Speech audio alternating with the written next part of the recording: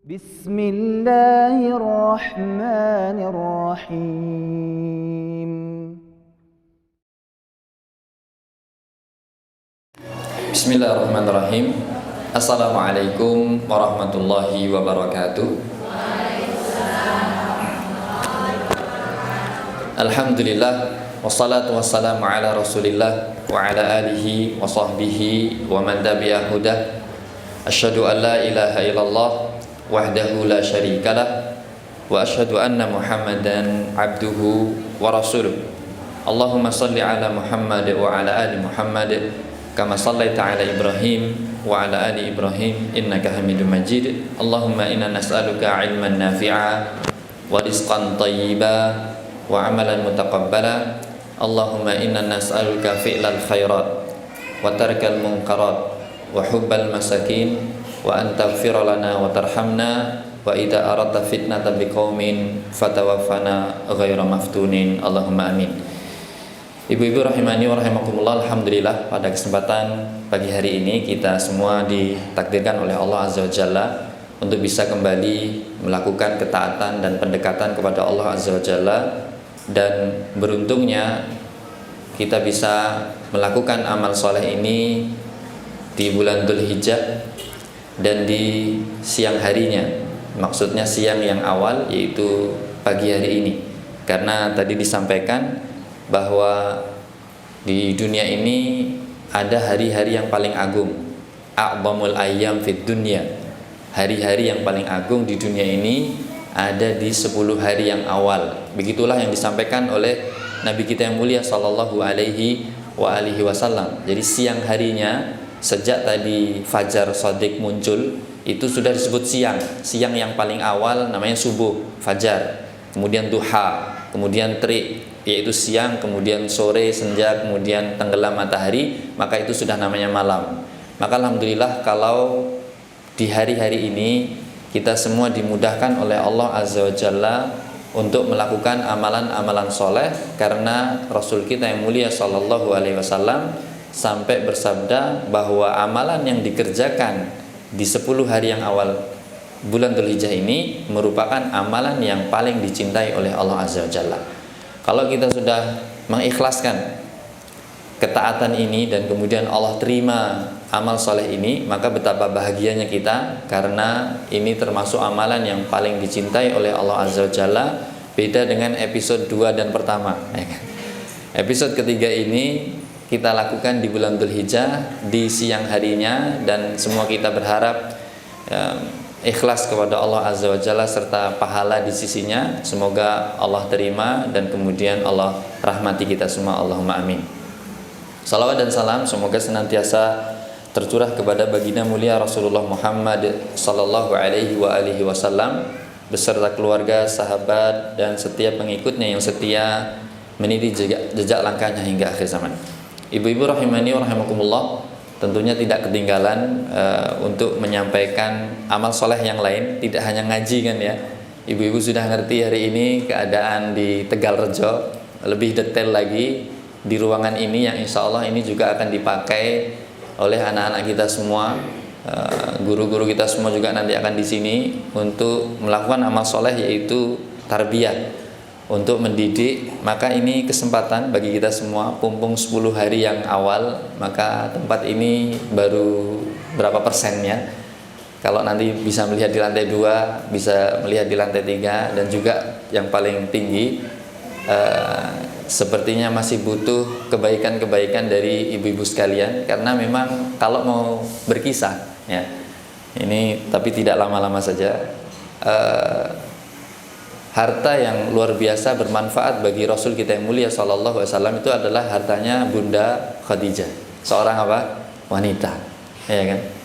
Dan luar biasa, tidak hanya bagian kecil, bahkan seluruhnya diberikan kepada Rasul sallallahu alaihi wasallam untuk iqamatuddin, untuk menegakkan agama ini.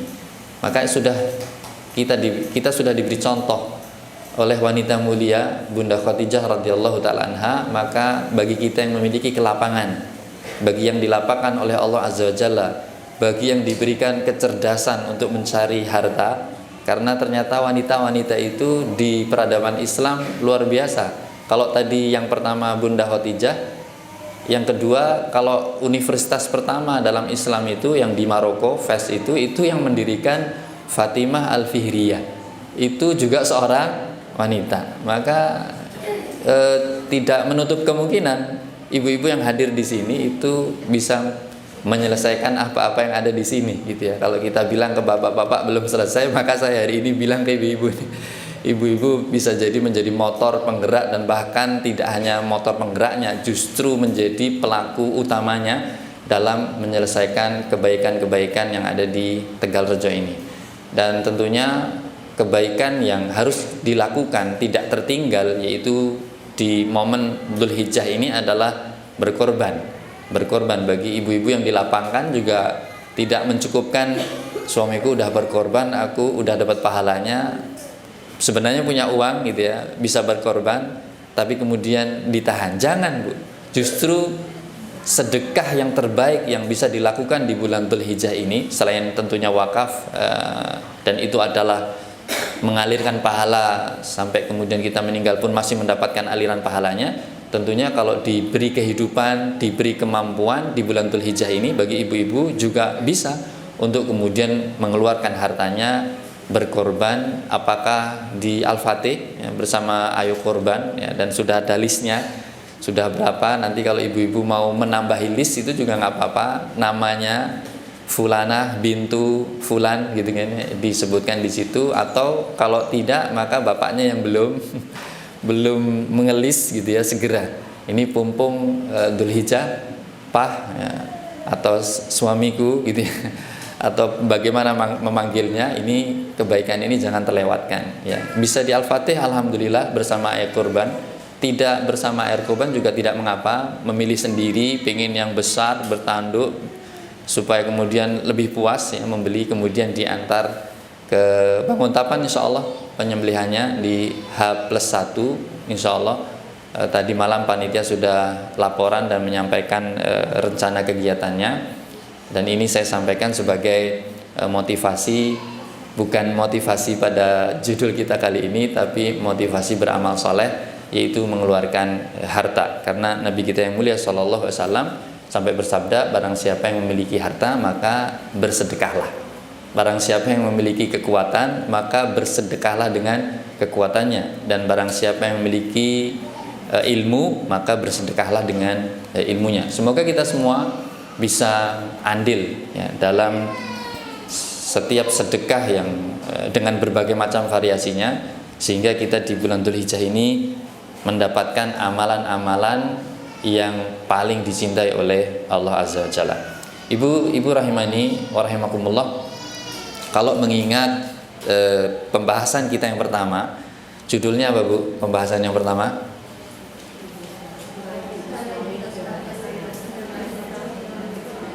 Yang pertama Bu, bukan yang kedua. Pendamping suami kan ya.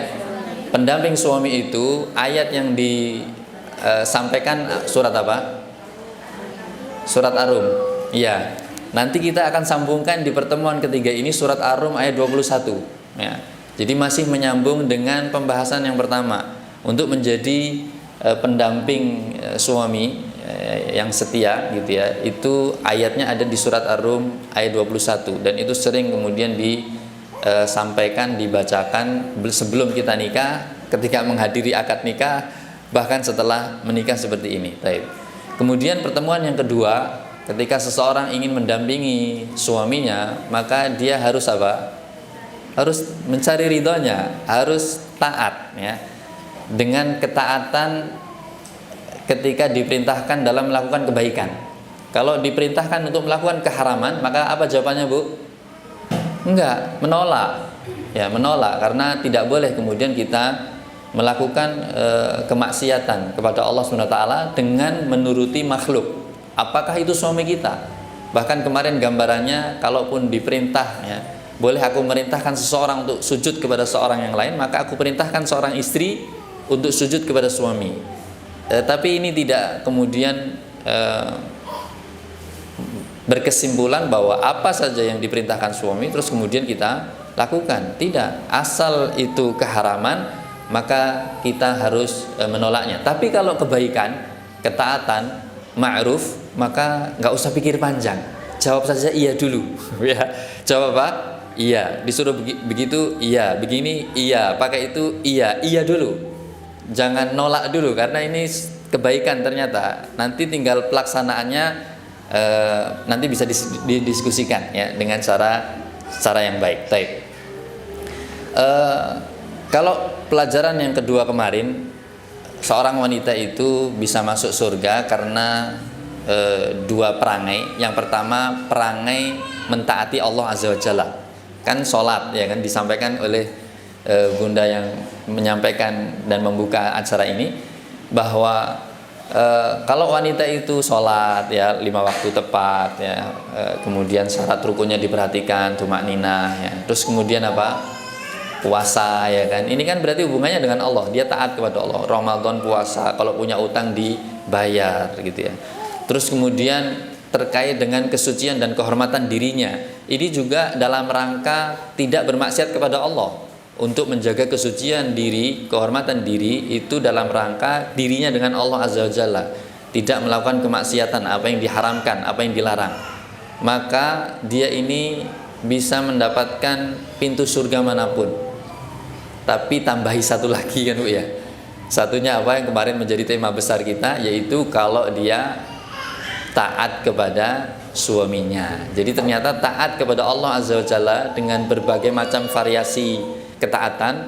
Dan yang berikutnya, wanita bisa masuk surga dari pintu manapun yang dia suka, itu kalau disambung setelah taat kepada Allah, itu kemudian taat kepada suami. Dan itu sekali lagi sesuatu yang tidak melanggar syariat, ketaatan dalam sesuatu yang ma'ruf, tidak melanggar syariat.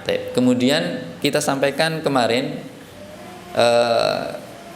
penduduk surga di pertemuan yang pertama itu sudah dicontohkan dengan contoh sahabat mulia, sahabiah mulia, yaitu Ummu Sulaim, istrinya Abu Talha ya. Maka di pertemuan kedua saya sampaikan bahwa nisa'ukum min ahlil jannah, bahwa wanita kalian yang masuk ke dalam jannah itu memiliki sifat-sifat.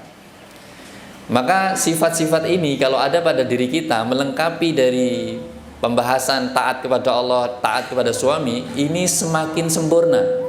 Kalau kemudian apa? Al-Wadud, Al-Walud, Al-A'ud. Dan ini adalah riwayat Tobroni. Kemarin yang saya sampaikan, ini riwayat Tobroni. Dan sebelum kita ke tema pagi hari ini, saya ingin menyampaikan riwayat yang lain, dan ini lebih lengkap lagi sifatnya. Karena kemarin belum tersampaikan, maka insya Allah akan disampaikan pada kesempatan pagi hari ini. Jadi Al-Wadud, Al-Walud itu nanti bagaimana penjelasannya akan kita sampaikan juga insya Allah pada riwayat yang menjelaskan, yaitu riwayatnya Imam Baihaqi. Kalau yang kemarin kita sampaikan Imam Tobroni, Al-Wadud yaitu yang memiliki rasa kasih sayang ya. Al-Walud yang memiliki kesuburan ya, banyak anaknya. Al-A'ud yaitu yang setia dan cepat kembali kepada suaminya. Ini kemarin 3 sudah kita sampaikan. Tapi ternyata ada lagi, dan ini Masya Allah luar biasa. Kalau tadi penduduk jannah, dan penduduk jannah itu sifat di dunianya seperti apa, di dalam riwayat Imam Baihaqi dijelaskan, khairu nisaikum al-wadud, al-walud, al-mutawatiyah, al-muwasiyah. Jadi ada 4. Kalau kemarin kan 3 ya. Ini sekarang ada 4, ada tambahannya ya, idzat taqainallah. Jadi wanita yang terbaik di antara wanita-wanita yang ada itu memiliki 4 sifat ini. Yang pertama adalah al-wadud. Al-wadud kemarin belum dijelaskan secara detail, bahwa al-wadud itu kalau dalam bahasa Arab, al-hubbu itu cinta, di atasnya adalah al-wuddu, di atasnya adalah al-wud, yaitu rasa kasih sayang, perhatian, suatu sikap yang menandakan kelembutan, penjagaan. Jadi al-wadud itu adalah wanita yang penuh dengan cinta dan kasih sayang. Tentunya ketika sudah menyebutkan al-wud, Al-hub itu sudah masuk di dalamnya. Jadi al-wadud itu adalah wanita yang penuh dengan cinta dan kasih sayang dan bisa mengungkapkan kasih sayangnya. Ini kadang catatan yang terakhir ini, yaitu yang bisa mengungkapkan kasih sayangnya. Ini perlu berlatih ya, untuk kemudian bagaimana seorang wanita ini sudah memiliki rasa cinta dan kasih sayang, tapi bagaimana cara mengungkapkannya. Cara mengungkapkannya, para ulama sampai mendetailkan bil kalam, bisa dengan kalimat. Jadi cinta dan rasa kasih sayang itu perlu dibuktikan, diungkapkan gitu ya, yaitu dengan bil kalam. Maka seorang wanita yang disifati dengan al-wadud itu adalah wanita yang memilih kata-kata ketika ingin berbicara kepada suaminya, tidak asal keluar. Tidak asal tadi ya. Enggak tega saya. Kalau ibu sendiri tadi saya sampaikan, tadi saya mendengar tidak asal jeplak. Jadi pilih kata-kata yang menunjukkan bahwa kita ini seorang wanita menghormati suaminya. Tidak asal pilih kata sembarangan yang pernah kita dengar kemudian kita keluarin. Bahkan di antara rasa kasih sayang dan cinta yang ditunjukkan dengan kalam itu adalah dengan volumenya, intonasinya. Dan ini luar biasa, kita kalau orang Jawa sama luar Jawa mungkin ada perbedaan dalam masalah intonasi kan berbicara. Makanya bukan masalah dulu kamu menikah kan sudah nerima apa adanya, lah ini aku apa adanya, itu sambil nadanya tinggi. Tidak bisa begitu. Meskipun itu adalah suatu tabiat yang kita sudah terbiasa sejak kecil, bahkan kemudian dewasa kita juga seperti itu. Tapi kalau kemudian kita melihat tuh suamiku itu ternyata biahnya lain, lingkungannya lain. Orang-orang kalau berbicara itu nadanya nggak tinggi-tinggi, dan orang kalau nada tinggi di Jawa itu dikira marah-marah, padahal nggak marah. Apalagi pilihan kata yang digunakan kok ya nggak tepat gitu ya, dikira betul-betul marah dengan sangat, padahal itu biasa kalau di kampungnya, di kampung istrinya itu biasa. Nah, yang seperti ini perlu belajar untuk merubah kalamnya, karena untuk tadi menunjukkan kasih sayangnya. Bagaimana seseorang bisa mengaku mencintai seseorang tapi dia senantiasa melakukan sesuatu yang tidak disukai oleh kekasihnya, kan ini sulit sekali kan ya. Orang yang mencintai seseorang maka dia pasti akan menuruti orang yang dicintainya gitu ya. Maka dengan seperti ini kalam itu bisa dicoba, rendahkan intonasinya, volumenya, pilih lafaz-lafaz atau kata-kata yang tidak menyinggungnya. Kemudian yang kedua bil hay'ah, yaitu dengan menjaga tubuh ini, hay'ah. Jadi rasa kasih sayang ini bisa kita tunjukkan dengan menjaga tubuh kita. Suami itu suka dengan istrinya pada bagian-bagian tertentu. Mungkin suka hidungnya, mungkin suka pipinya, mungkin suka jempolnya. Sehingga ibu-ibu itu harus menjaga apa yang disukai suaminya dari tubuhnya ini. Apakah dengan berolahraga, apakah dengan memakan suatu makanan yang bisa menjaga organ tubuh tersebut. Jadi masalah luar biasa sampai para ulama menyampaikan al-wadud, wanita yang sangat kasih sayang dan penuh cinta itu bisa dengan hay'ah, membuktikan rasa kasih sayangnya itu menjaga tubuhnya. Bagian tubuh mana yang disukai maka dijaga olehnya. Kemudian madhar, bil madhar, dengan penampilan, dan ini juga nanti masuk ke dalam pembahasan kita di pagi hari ini, yaitu penampilan di rumah dan penampilan di luar rumah. Suami suka apa, ya turuti kesukaan dia. Istilahnya apapun terserah orang lain bilang apa, kalau suami saya suka ya ini saya kenakan. Terserah orang lain suka nggak suka begitu ya kan. Biasanya wanita sangat detail sekali ini, nggak matching katanya warna, model dan yang semisalnya. Maka kalau suami suka apa kata orang terserah gitu ya. Karena yang dicari ridho Allah Azza wa Jalla. Ingat, ridho Allah Azza wa Jalla ternyata kalau suami ridho, kita meninggal, istri meninggal dalam keadaan suami ridho, maka dia akan mendapatkan jannah. Baik, kemudian yang berikutnya bil amal, kinerja dengan amal-amal atau tugas istri. Ini bisa ditambahkan ya.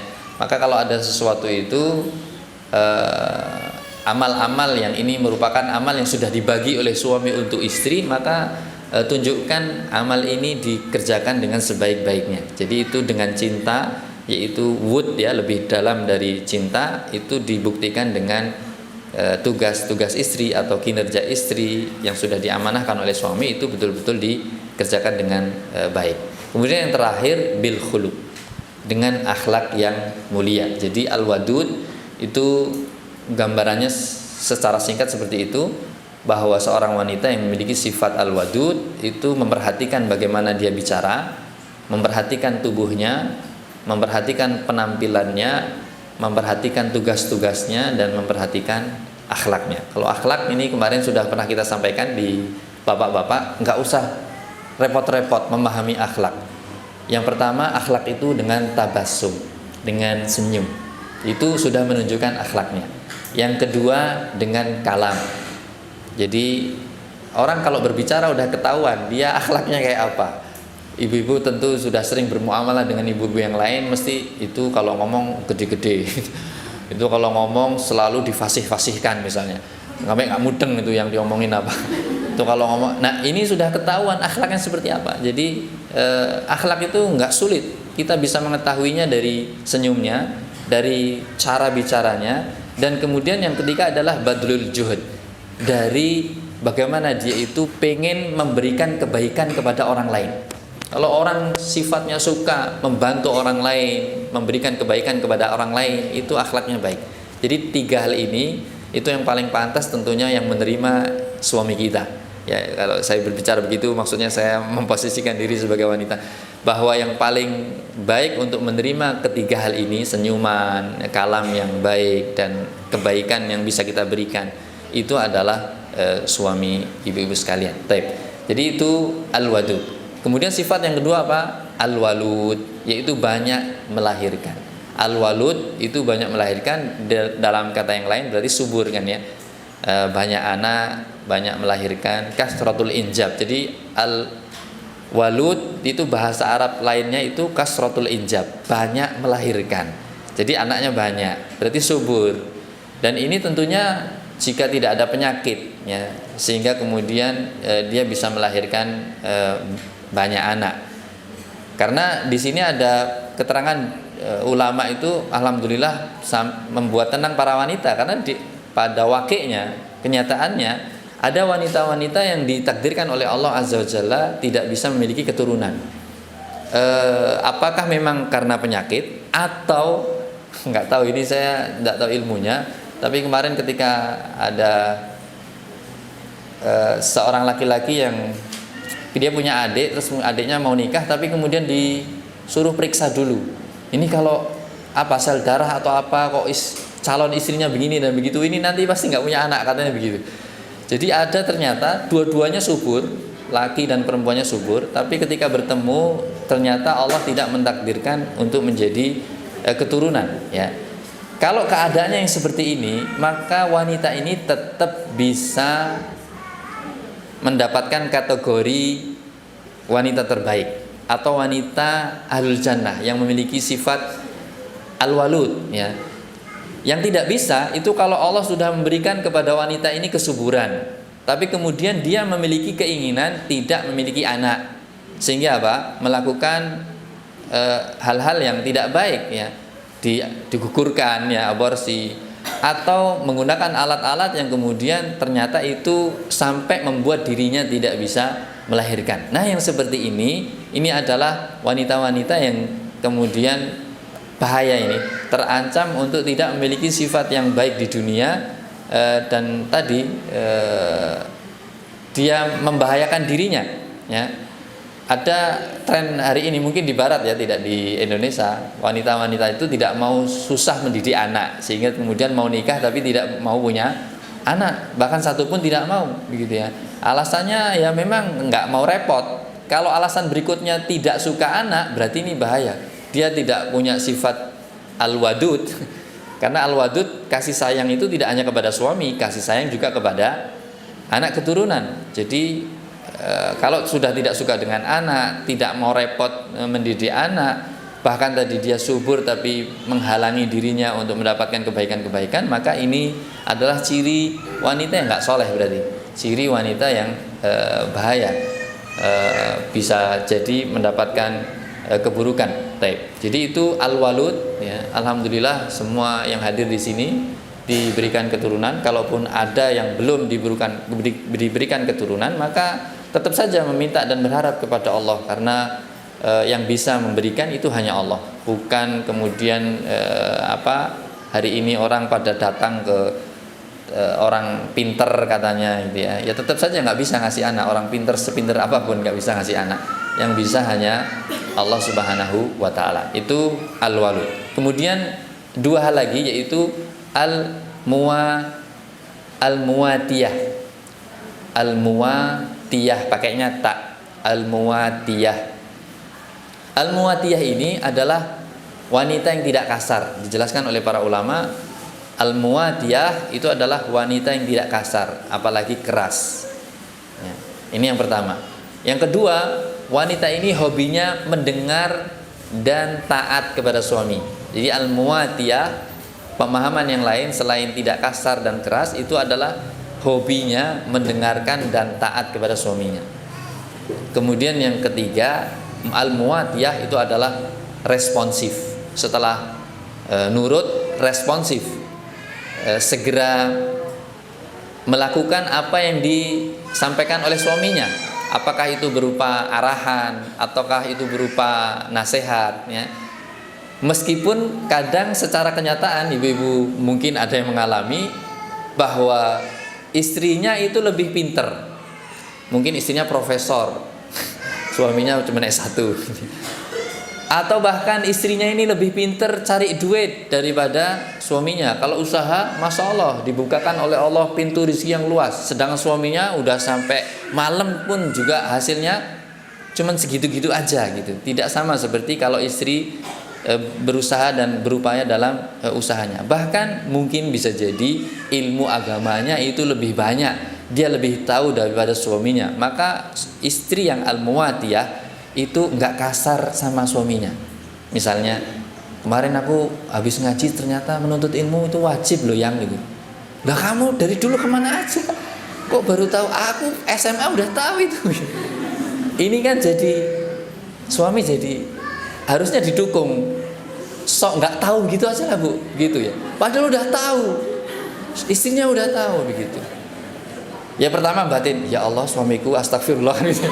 Tapi jangan dilafatkan. Oh iya ya beb ya. Oh berarti kita harus semangat ya belajar ya, kan begitu ya. Besok gimana kajian di mana? Aku tak ikut. Nah begitu. Padahal sudah tahu. Itu di para sahabat sekelas Atta ya, seorang mufassir, itu ketika di suatu majelis ada anak muda datang kemudian menyampaikan suatu ilmu. Terus kemudian Imam Atta ini betul-betul memperhatikan dan seolah-olah seperti orang bodoh nggak ngerti. Setelah anak muda ini pergi, kan majelis biasa beliau yang ceramah. Ini anak muda ada yang menyampaikan ilmu tapi beliau berlagak tidak mengerti dan kemudian mengiyakan, mengangguk gitu. Setelah anak muda ini pergi, beliau menyampaikan kepada majelis, wahai saudara-saudaraku, apa yang disampaikan anak muda itu sudah aku ketahui sebelum dia lahir. Tapi ini udah pergi, gitu ya. Jadi masya Allah kita ini harus mencontoh orang-orang soleh ya, ketika kita bermuamalah dengan manusia, gitu ya, supaya kemudian kita bisa menggunakan kecerdasan yang kita miliki untuk menggandeng suami kita, bahkan untuk mendapatkan kebaikan-kebaikan, gitu ya.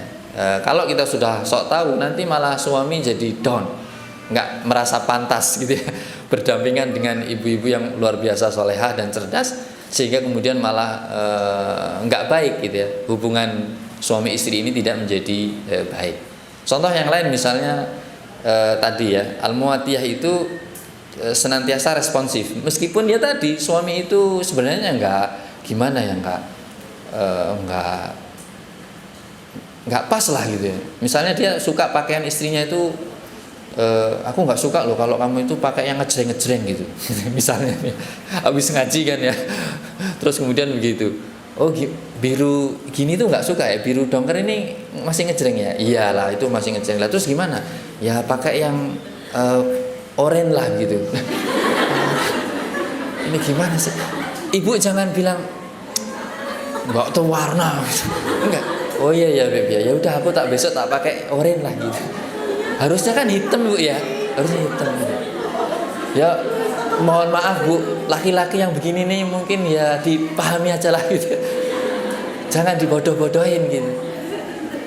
Kok malah pink gitu atau orange? Harusnya ngomong hitam lah atau apa yang lebih dongker atau apa gitu.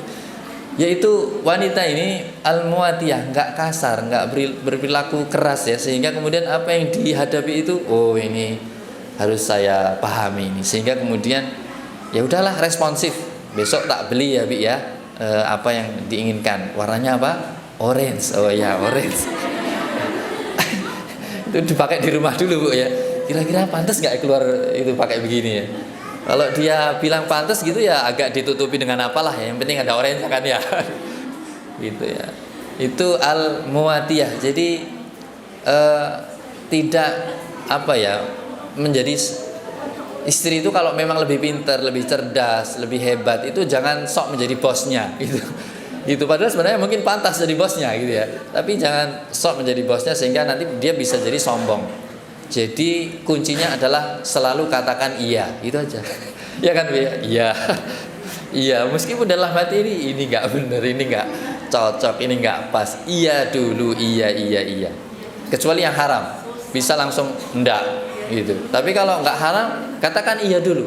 Terus nanti kalau kita sudah ngaca, ibu sudah ngaca dan sebagainya, ini gimana ya kalau tambahin begini gimana Beb gitu ya.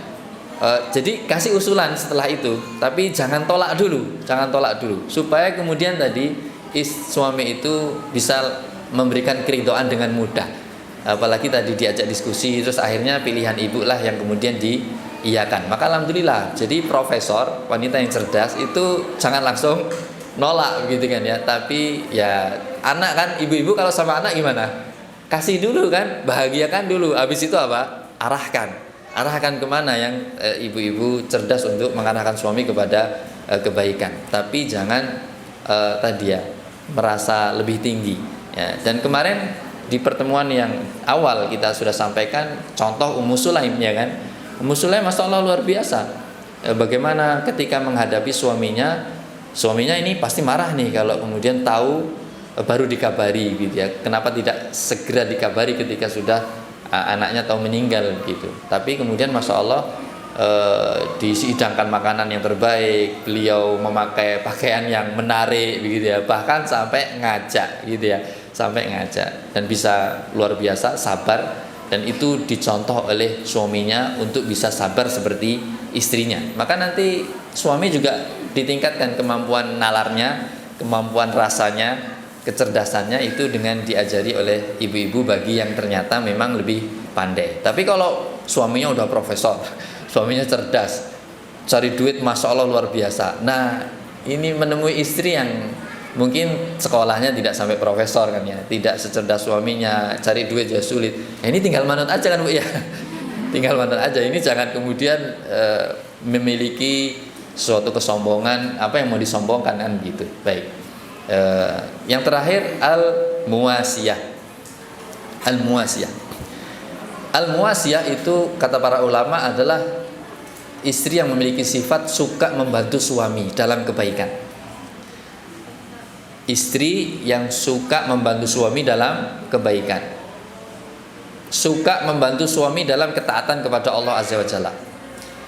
Bahkan termasuk di antara pengertian al-muasiyat itu pengertian materi pertama, yaitu selalu berdiri di samping suaminya, selalu setia berada di sisi suaminya dengan izin Allah Azza wa Jalla tentunya kan ya. Bagaimanapun keadaan suami, apakah saat kaya semua paling bisa kan ya, atau saat miskin kan gitu ya, apakah saat sukses itu semua bisa, atau saat bangkrut, maka istri yang muasiyah itu selalu berada di sisi suaminya. Bahkan mungkin suami akan bilang, ini lagi bangkrut, saya nggak punya penghasilan, kamu pulang ke ibumu dulu lah ya, kamu di sana bisa makan. Tapi ternyata kalau punya sifat muasiyah, enggak Beb, kita hadapi bersama. Jadi Suaminya terharu ya. Saya mendengar suara saja saya terharu, apalagi istri saya bilang gitu. Apalagi ibu-ibu bisa begitu sama suaminya. Dalam keadaan kaya, dalam keadaan sukses, bagaimana dalam keadaan sedang dimiskinkan oleh Allah. Maksudnya masa-masa sulit lah ya, enggak dimiskinkan. Sebenarnya cukup ya, cuman kurang bersyukur saja sehingga kemudian kita merasa miskin. Kemudian bagaimana ketika bangkrut, bahkan bagaimana ketika sakit yang berkepanjangan. Ada kemarin berita sampai datang ke telinga saya itu, sampai tanya ustadzmu, apa doa yang atau apa surat mana yang bisa membuat orang itu cepat mati. Gitu. Itu orangnya sukses kaya raya, sehat, badan bugar, tiba-tiba lumpuh kakinya, setengahnya lumpuh. Terus gimana orang yang biasa, masya Allah luar biasa, nggak bisa apa-apa. Itu sampai tanya seperti itu. Saya kemudian dinasihati oleh ustadz yang lain, ustadz kayaknya perlu didatengin dan keluarganya perlu di briefing sendiri gitu. Menghadapi orang yang sakit itu harusnya seperti apa bicaranya, bagaimana sikapnya. Ya kan biasa orang laki-laki masya Allah semua dikerjakan sendiri. Hari mulai detik itu dia nggak bisa melakukan apapun tanpa bantuan istrinya, tanpa bantuan anak-anaknya. Itu apa ya? Kalau istri tidak bisa pinter ya mengucapkan kalimat-kalimat tadi, aku tetap di sampingmu suamiku gitu ya. Yang seperti ini tidak menyusahkanku gitu. Ini kan baru berapa hari aku sudah bersamamu lama. Itu kalimat yang harus coba dimasukkan ke suami. Bagaimana Bunda Khadijah radhiyallahu taala anha, la yuhzikallahu abada, enggak mungkin Allah menghinakanmu wahai suamiku. Begitu ditenangkan gitu, bukan malah tadi ya repoti dak mati kan, enggak begitu ya. Itu sepertinya psikis yang seperti itu mungkin bisa jadi karena kalimat-kalimat ya yang didengarkan anggota keluarganya, sehingga kemudian dia merasa wis aku tak mati bae lah merepoti orang-orang gitu. Nah ini wanita yang al-muwasiyah ya, itu tidak seperti itu. Jadi tidak memiliki apa ya, egonya sendiri. Pokoknya aku pengennya seneng, sing kowe ra seneng ra apa-apa. Jangan. Al-muwasiyah itu adalah istri yang senang kalau suaminya bahagia, gitu ya. Senang kalau suaminya mendapatkan kesuksesan, meskipun mungkin dia haknya tidak didapatkan, tapi dia sangat senang kalau saya ingin suami saya sukses, karena kesuksesan itu bahagianya suamiku. Maka nggak apa-apalah aku tidak menerima beberapa bagian hakku untuk aku membantu suamiku supaya dia mendapatkan kesuksesan itu. Ya kecuali kalau begini Bu ya, dapat proyek ternyata proyeknya haram. Nah itu jangan. Jadi seorang istri yang muwasiyah itu senantiasa di sisi suaminya. Ketika suaminya melakukan keharaman, maka sampaikan, aku nggak apa-apa yang kamu pulang itu dapat cuman berapa rupiah, aku bisa tahan lapar, tapi aku nggak tahan siksa neraka. Kalau kamu mendatangkan yang haram, ini kan sudah biasa dulu para pendahulu kita soleh, para istri yang soleh itu ketika melepas suaminya itu seperti itu. Ya, dilepas dengan keberkahan, dilepas dengan keridhaan, dilepas dengan doa, dilepas dengan motivasi tadi. Nggak apa-apa, sedikit nggak apa-apa, asal halal. Kalau banyak haram aku mah nggak kuat malah, begitu. Jadi semua sifat di atas Bu ya, yang 4 tadi begitu ya, al-walud, al-wadud, ya, al-muwatiyah, al-muwasiyah itu akan berfungsi, bermanfaat bagi seorang istri kalau apa? Idzat taqainallah. Kalau semua itu motivasinya adalah akhirat. Jadi keempat itu, kok sayang sama suami, kok masya Allah diajak suami senantiasa melakukan, kemudian banyak melahirkan anak, nggak khawatir gitu ya. Terus kemudian tadi tidak kasar, perangainya selalu lembut, kemudian selalu berada di sisi suaminya. Itu semua kalau dilakukan dalam rangka mengharap ridha Allah, dalam rangka mendapatkan akhirat yang baik di sisi Allah Azza wa Jalla, maka itu semua akan bermanfaat. Tapi ada pula kan ya wanita-wanita yang melakukan semua itu tapi untuk apa? Untuk tujuan dunia, hanya untuk mendapatkan dunia, maka itu tidak akan mendapatkan kebaikan di akhirat. Bahkan itu bukan sifat wanita yang soleh. Jadi itu pelengkap dari materi yang kedua. Ternyata ketaatan itu itu ditunjukkan dengan sifat-sifat wanita penduduk surga, ya, al-walud, al-wadud, al-muwatiyah, al-muwasiyah. Dan masuk ke dalam episode yang ketiga ini sampai 10 ya, 9.30. Ini memang nggak panjang-panjang, karena kalau saya panjang-panjang takut juga. Saya ini ngasih judul ini sudah ditanya Pak Safni sejak pagi. Saya bingung jawab apa ini ya. Duh, ini kata-katanya harus halus ini. Akhirnya sampai malam larut saya konsultasi sama istri. Ini besok kajian tapi temanya saya kok ya. Ragu kalau pakai kalimat saya. Ini baiknya gimana? Like temanya apa Bi gitu. Temanya ini sih gitu. Nah, itulah jadi muncul tema itu dari istri. Malam-malam saya SMS kan, saya WA kan ke Pak Safni, itu jam, kalau nggak salah nanti tanya Pak Safni, sudah hampir jam 12 itu. Terus kemudian Pak Safni, oh menarik Pak, temanya gitu. Jadi itu bercinta, motivasi, pahala dan buahnya. Tapi kita mulai sama dengan episode yang pertama, yaitu surat Ar-Rum ayat 21. Surat Ar-Rum ayat yang ke-21, Allah Subhanahu wa taala berfirman, "Wa min ayatihi an khalaqalakum min anfusikum azwaja litaskunu ilaiha." Yang ini sudah kemarin. Jadi Allah Subhanahu wa taala menciptakan ya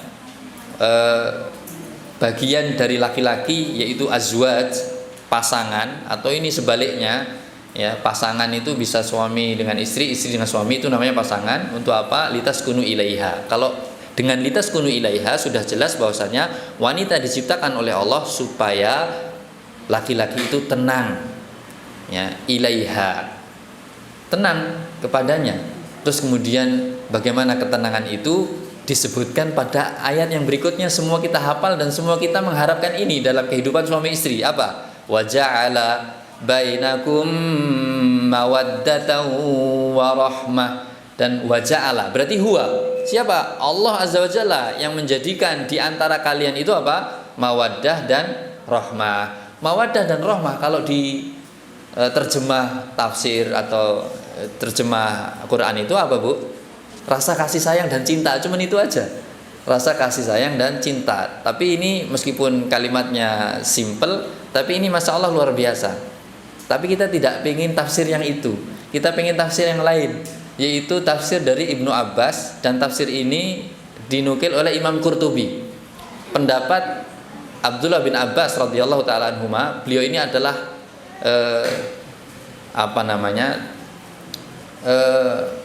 umdahnya mufassirin ya, ahlinya mufassir ya beliau ini, Abdullah bin Abbas ya.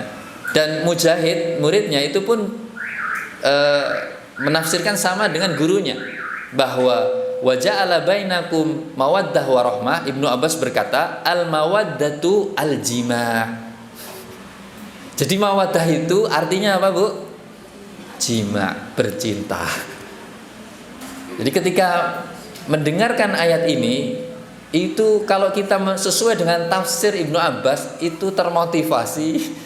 Kalau kita itu betul ya, bahwa supaya lelaki itu tenang dengan istrinya, caranya langsung ditunjukkan oleh Allah pada ayat yang tidak jauh dari ini, yaitu waja'ala bainakum mawaddah. Dan Allah menjadikan di antara kalian itu mawaddah, yaitu jima'.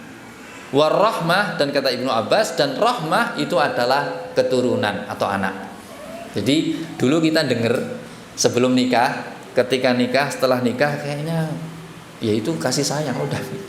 Tapi setelah tahu bahwa ternyata di antara mufassirin, bahkan yang paling ahli Ibnu Abbas menafsirkan mawaddah itu adalah al-jima', maka ini menjadi motivasi di dalam Al-Quran, bahwa orang kalau sudah nikah dan kemudian dia bisa mendapatkan ketenangan, cara yang paling mudah itu adalah kasratul jima'.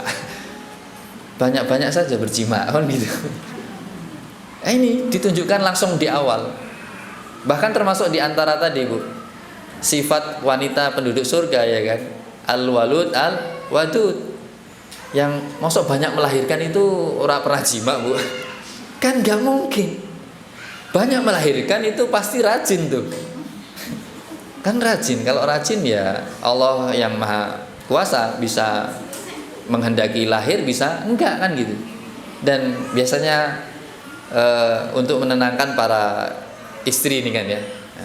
Ya kalau belum pernah ditenangkan maka ini untuk menenangkan. Istriku biasanya kalau Allah mentakdirkan lahir berarti Allah menilai kamu mampu memiliki anak-anak ini. Kalau Allah tidak menakdirkan ada anak berarti Allah enggak menakdirkan kamu untuk mampu merawat 10 anak saja. Kalau ternyata cuma 2 berarti ya jatahmu cuma 2, jatah kita untuk merawat itu cuma 2. Tapi kalau ternyata Allah beri 10, jangan khawatir ya. Berarti kamu diberi kemampuan oleh Allah. Udah tinggal berusaha aja. Gitu. La yukallifullahu nafsan illa wus'aha. Yakin enggak ayat itu? Yakinlah, Bi. Lah ya yakin. Yakin sama Allah ya, jangan yakin sama saya. Yakin sama Allah, jangan yakin sama kemampuanmu. Ya, jangan yakin sama kemampuanmu, yakin sama Allah. Karena bisa jadi kamu masuk surga itu gara-gara di antara anak-anakmu yang banyak. Termasuk di antara hal yang menjadi motivasi karena alhamdulillah ibu-ibu dan bapak-bapak sama-sama ngaji gitu ya. Bahkan ngajinya udah tingkat tinggi, ngajinya jihad. Pengen syahid gitu ya. Pengen syahid, ibu-ibu pengen mendapatkan syahadah. Ummu Sulaim sampai ikut perang, ikut jihad, sampai bawa peso kecil dilaporkan suaminya ke Rasulullah. Kamu ngapain bawa peso kecil? Rasul sampai senyum. Ya Allah, Ummu Sulaim pengen syahadah sampai gitu, pengen mendapatkan kesyahidan sampai gitu. Padahal dalam setiap kelahiran itu ada peluang untuk mendapatkan syahadah bagi seorang wanita. Bukan begitu, Bu ya? Jadi kalau sampai melahirkan, kok dalam proses kelahiran ibu itu meninggal, itu syahadah, mulia, meninggal yang mulia. Kan bisa jadi, waduh, siji saya urip Pak Bu. Kapan dosa? Berarti berangkat haji, Bu, ya kan? Kata Rasul, al jihad la syaukata fi, jihad yang enggak angkat senjata bagi wanita itu haji. Hari ini belum bisa haji. Kalau belum bisa dapat syahadah ya udahlah, kalau enggak bisa haji kita cari syahadah yang lain. Caranya dengan tadi melahirkan. Kalau ternyata ditakdirkan oleh Allah ya, dan kita tidak berharap kematian, tidak. Ya, tidak berharap kematian, tapi berharap kebaikan. Ya, bisa hidup, umur panjang, melakukan banyak kebaikan. Tapi kalau itu takdirnya, jangan sedih, karena itu ternyata langsung mendapatkan pahala seperti para mujahid yang mendapatkan syahadah. Jadi luar biasa. Yang seperti itu menjadi motivasi untuk para wanita itu tidak khawatir, tidak takut, dan bahkan menyenangi. Karena tadi Rasul bangga dengan apa, Bu? Umatnya yang banyak. Cara bikin umat yang banyak gimana? Kalau nggak dengan nikah dan melahirkan para istri solehah ini, kalau nggak melahirkan gimana umat Muhammad bisa banyak? Bahkan kita gimana ya, nanti ketemu Rasul, ya Rasul saya itu nggak bisa membanggakanmu karena aku ini bukan termasuk umatmu yang banyak tahajud, nggak hafal Quran, nggak banyak sedekah gitu. Gimana? Apa yang bisa kita lakukan, Bu? Ya sudahlah. Punya banyak anak ini, semoga semua anakku mujahid fisabilillah atau menjadi seorang alim ulama semua, bahkan bisa jadi orang dermawan. Pilih salah satu mana, nak? Mau jadi dermawan, mujahid, atau ahli ilmu, atau yang membantu mereka semua. Nah gitu, memperbanyak orang-orang yang seperti ini soleh-soleh kan. Jadi kita, ya Allah, aku sudah bisa membanggakan Rasul. Rasul bangga dengan aku gara-gara apa? Aku memperbanyak umatnya, dan umatnya ini adalah umat yang soleh dan soleha. Bukan kemudian. Nah ini pentingnya, termasuk diantara, kalau tadi kita baru termotivasi dengan surat Ar-Rum ayat 21 ya, bahwa ternyata mawaddah warahmah itu adalah jima dan anak ya. Maka ternyata tidak hanya kegiatan jima itu saja, tapi ternyata rahmat anak ini perlu kemudian kita didik. Dan mendidiknya itu adalah sebelum jima, yaitu dengan niatan. Kira-kira ibu ketika bertemu dengan suami di kamar, niatnya apa, Bu? Niatnya ridho Allah ya kan ya. Itu Masya Allah, banyak niat yang bisa kita niatkan. Salah satu diantaranya adalah niat untuk mendapat anak soleh dan soleha. Nggak boleh ini dilewatkan, karena bisa jadi gara-gara tidak diniatkan malah jadi bandar narkoba. Ya kan, naudzubillahi min dzalik. Menjual dirinya. Bisa jadi gara-gara orang tuanya tidak niatkan kesolehan putra-putrinya ya, bahkan ya, tidak berdoa. Adabnya bertemu dengan suami itu ada doanya, sehingga kemudian ini perlu diniatkan ya, tidak hanya kemudian memperbanyak, Tapi kemudian di awal harus benar caranya. Yang pertama niat, yang kedua doa. Ini dulu. Motivasi yang lain masih dalam surat Ar-Rum ayat 21 itu, dalam tafsir Qurtubi juga dijelaskan bahwasannya ketenangan yang paling utama bagi pria itu adalah kalau dia bisa menenangkan gejolak nafsu yang ada pada dirinya. Jadi ketenangan yang paling utama, kan tadi wanita diciptakan supaya kemudian laki-laki tenang. Cara yang paling mudah bagi laki-laki untuk bisa tenang itu adalah kalau dia bisa menenangkan gejolak nafsunya. Dan ini tidak bisa dilakukan kecuali dengan bantuan wanita. Makanya litaskunu ilaiha. Bahkan dalam ayat yang lain, dalam surat Asy-Syu'ara ayat 166, ini adalah kisah Nabi Lut.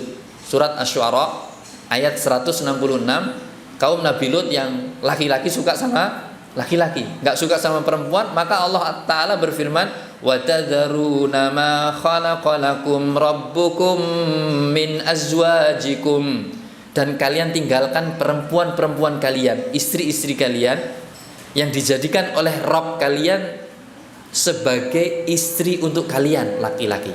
Jadi tafsirnya ayat ini menjelaskan bahwa wanita itu diciptakan tidak lain dan tidak bukan untuk apa? Untuk dijadikan istri bagi suami dan untuk menenangkan suami, yaitu apa? Memenuhi kebutuhan biologisnya.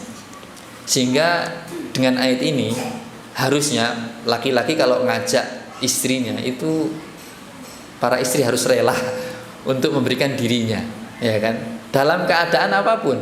Seperti kemarin di pelajaran yang kedua, dan ini menjawab pertanyaan yang kemarin disampaikan, bahwa kalau sampai suami itu meminta ya, hajatnya untuk dipenuhi, padahal dia sedang apa, Bu? Di atas punuh onta.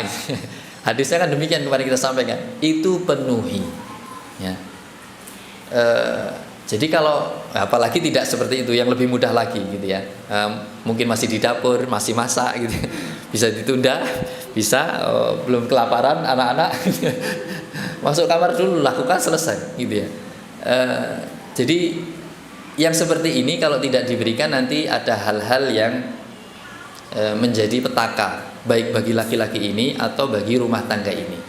Makanya kemarin kita sampaikan, dan ibu-ibu sudah ini enggak yang hafal laki-laki ini hadis ini kan ya. Kalau laki-laki ngajak perempuan kemudian perempuan menolak, maka apa yang terjadi? Malaikat melaknat wanita ini sampai pagi ya. Dari malam sampai pagi itu mendapatkan laknat dari malaikat ya. Bahkan kemudian kana alladzi fis sama sakhiton 'alaiha, yang di langit itu murka kepadanya, hatta yarda anha, sampai suaminya ridho kepada istrinya.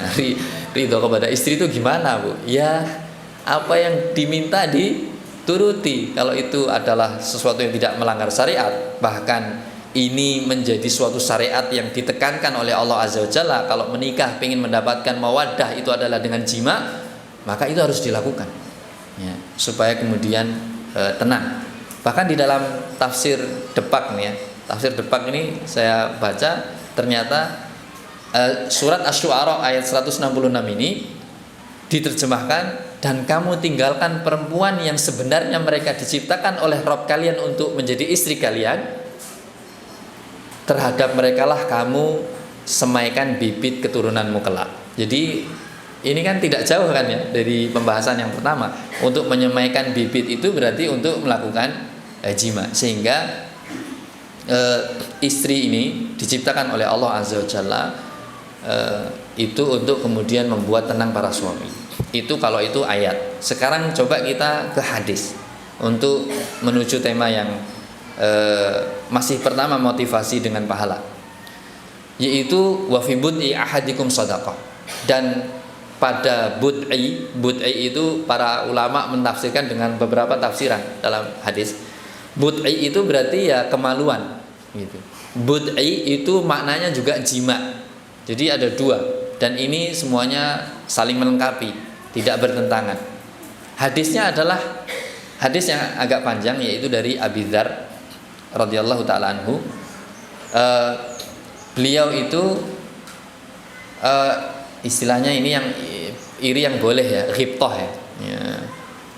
Bahwa sahabat-sahabat Rasul Shallallahu Alaihi Wasallam itu ada yang kaya-kaya. Maka kemudian sahabat Abu Dzar ini berkata kepada Rasul, ya Rasulullah, dzahaba ahlad duthur bil ujur. Wahai Rasul, sahabat-sahabatmu yang kaya itu mereka pergi meninggalkan dunia dengan banyak membawa pahala.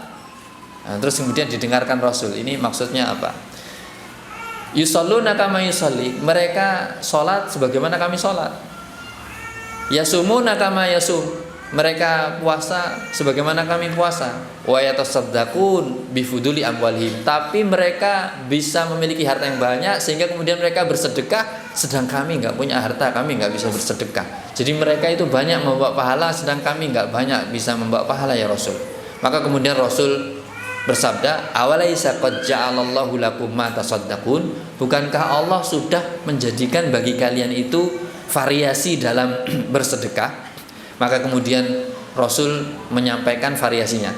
Inna bikulli tasbihatin shadaqatun. Setiap tasbih yang kamu ucapkan itu sedekah.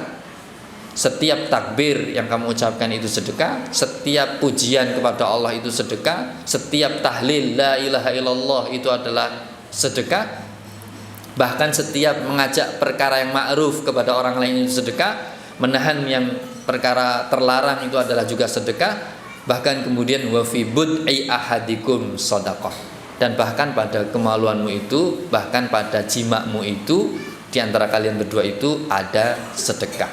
Maka para sahabat ketika mendengar yang terakhir ini heran. Ya Rasulullah, ayati ahaduna syahwatahu wa yakunu lahu fiha ajr? Wahai Rasul, apakah kita menumpahkan syahwat kita, bersenang-senang dengan istri kita, itu kita mendapatkan pahala? Maka kemudian Rasul menjawab, ara'aitum law wada'aha fi haram. Kalau kalian meletakkan itu di tempat yang haram, akana alaihi fiha wizrun, apakah itu mendapatkan dosa? Iya. Maka kemudian Rasul menjelaskan, fakadzalika idza wada'a fil halal. Begitu pula kalau kalian itu meletakkan di tempat yang halal, fakana lahu ajr, maka di situ ada pahala. Maka di sini para ulama menyampaikan bahwasanya dulu para pendahulu kita saleh itu senantiasa iri kalau orang lain punya kebaikan, pengen punya kebaikan. Bahkan ternyata kebaikan-kebaikan itu variasi, dan bagi suami istri ternyata ada kebaikan pula. Maka yang paling mudah untuk kemudian bisa legowo ya dalam keadaan apapun, tadi hadisnya sudah jelas didengarkan gitu ya. Suami minta nggak perhatian waktu, nggak perhatian keadaan gitu Bu ya. Ini sedang apa, sedang repot apa gitu ya. Itu maka kalau kemudian pendorongnya itu adalah pengen mendapatkan pahala, bahkan apa yang kita lakukan misalnya itu adalah sesuatu hal yang tidak wajib dan memenuhi hasrat suami itu adalah suatu kewajiban istri, maka tentunya itu lebih mudah untuk dilaksanakan. Dan yang paling mudah ya ibu berharap apa? Semua istri berharap apa? Pahala di sisi Allah. Jadi melakukan itu lain dan tidak bukan yang diharapkan apa? Pahala. Bisa jadi anak udah banyak Bu ya. Wah, anak wis nami sepitui iki ngajak terus. Terus aku niatnya untuk pahala lah. Mungkin niatnya untuk pahala Bu ya, enggak niat mendapatkan keturunan.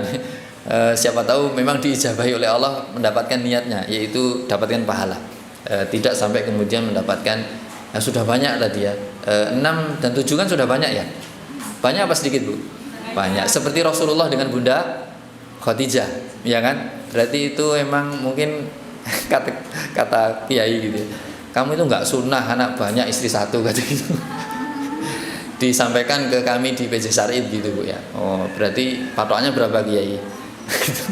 Oh, kalau Bunda Khadijah itu berarti berapa itu? 4 yang putri, 2 yang laki-laki. Qasim sama Abdullah kan ya.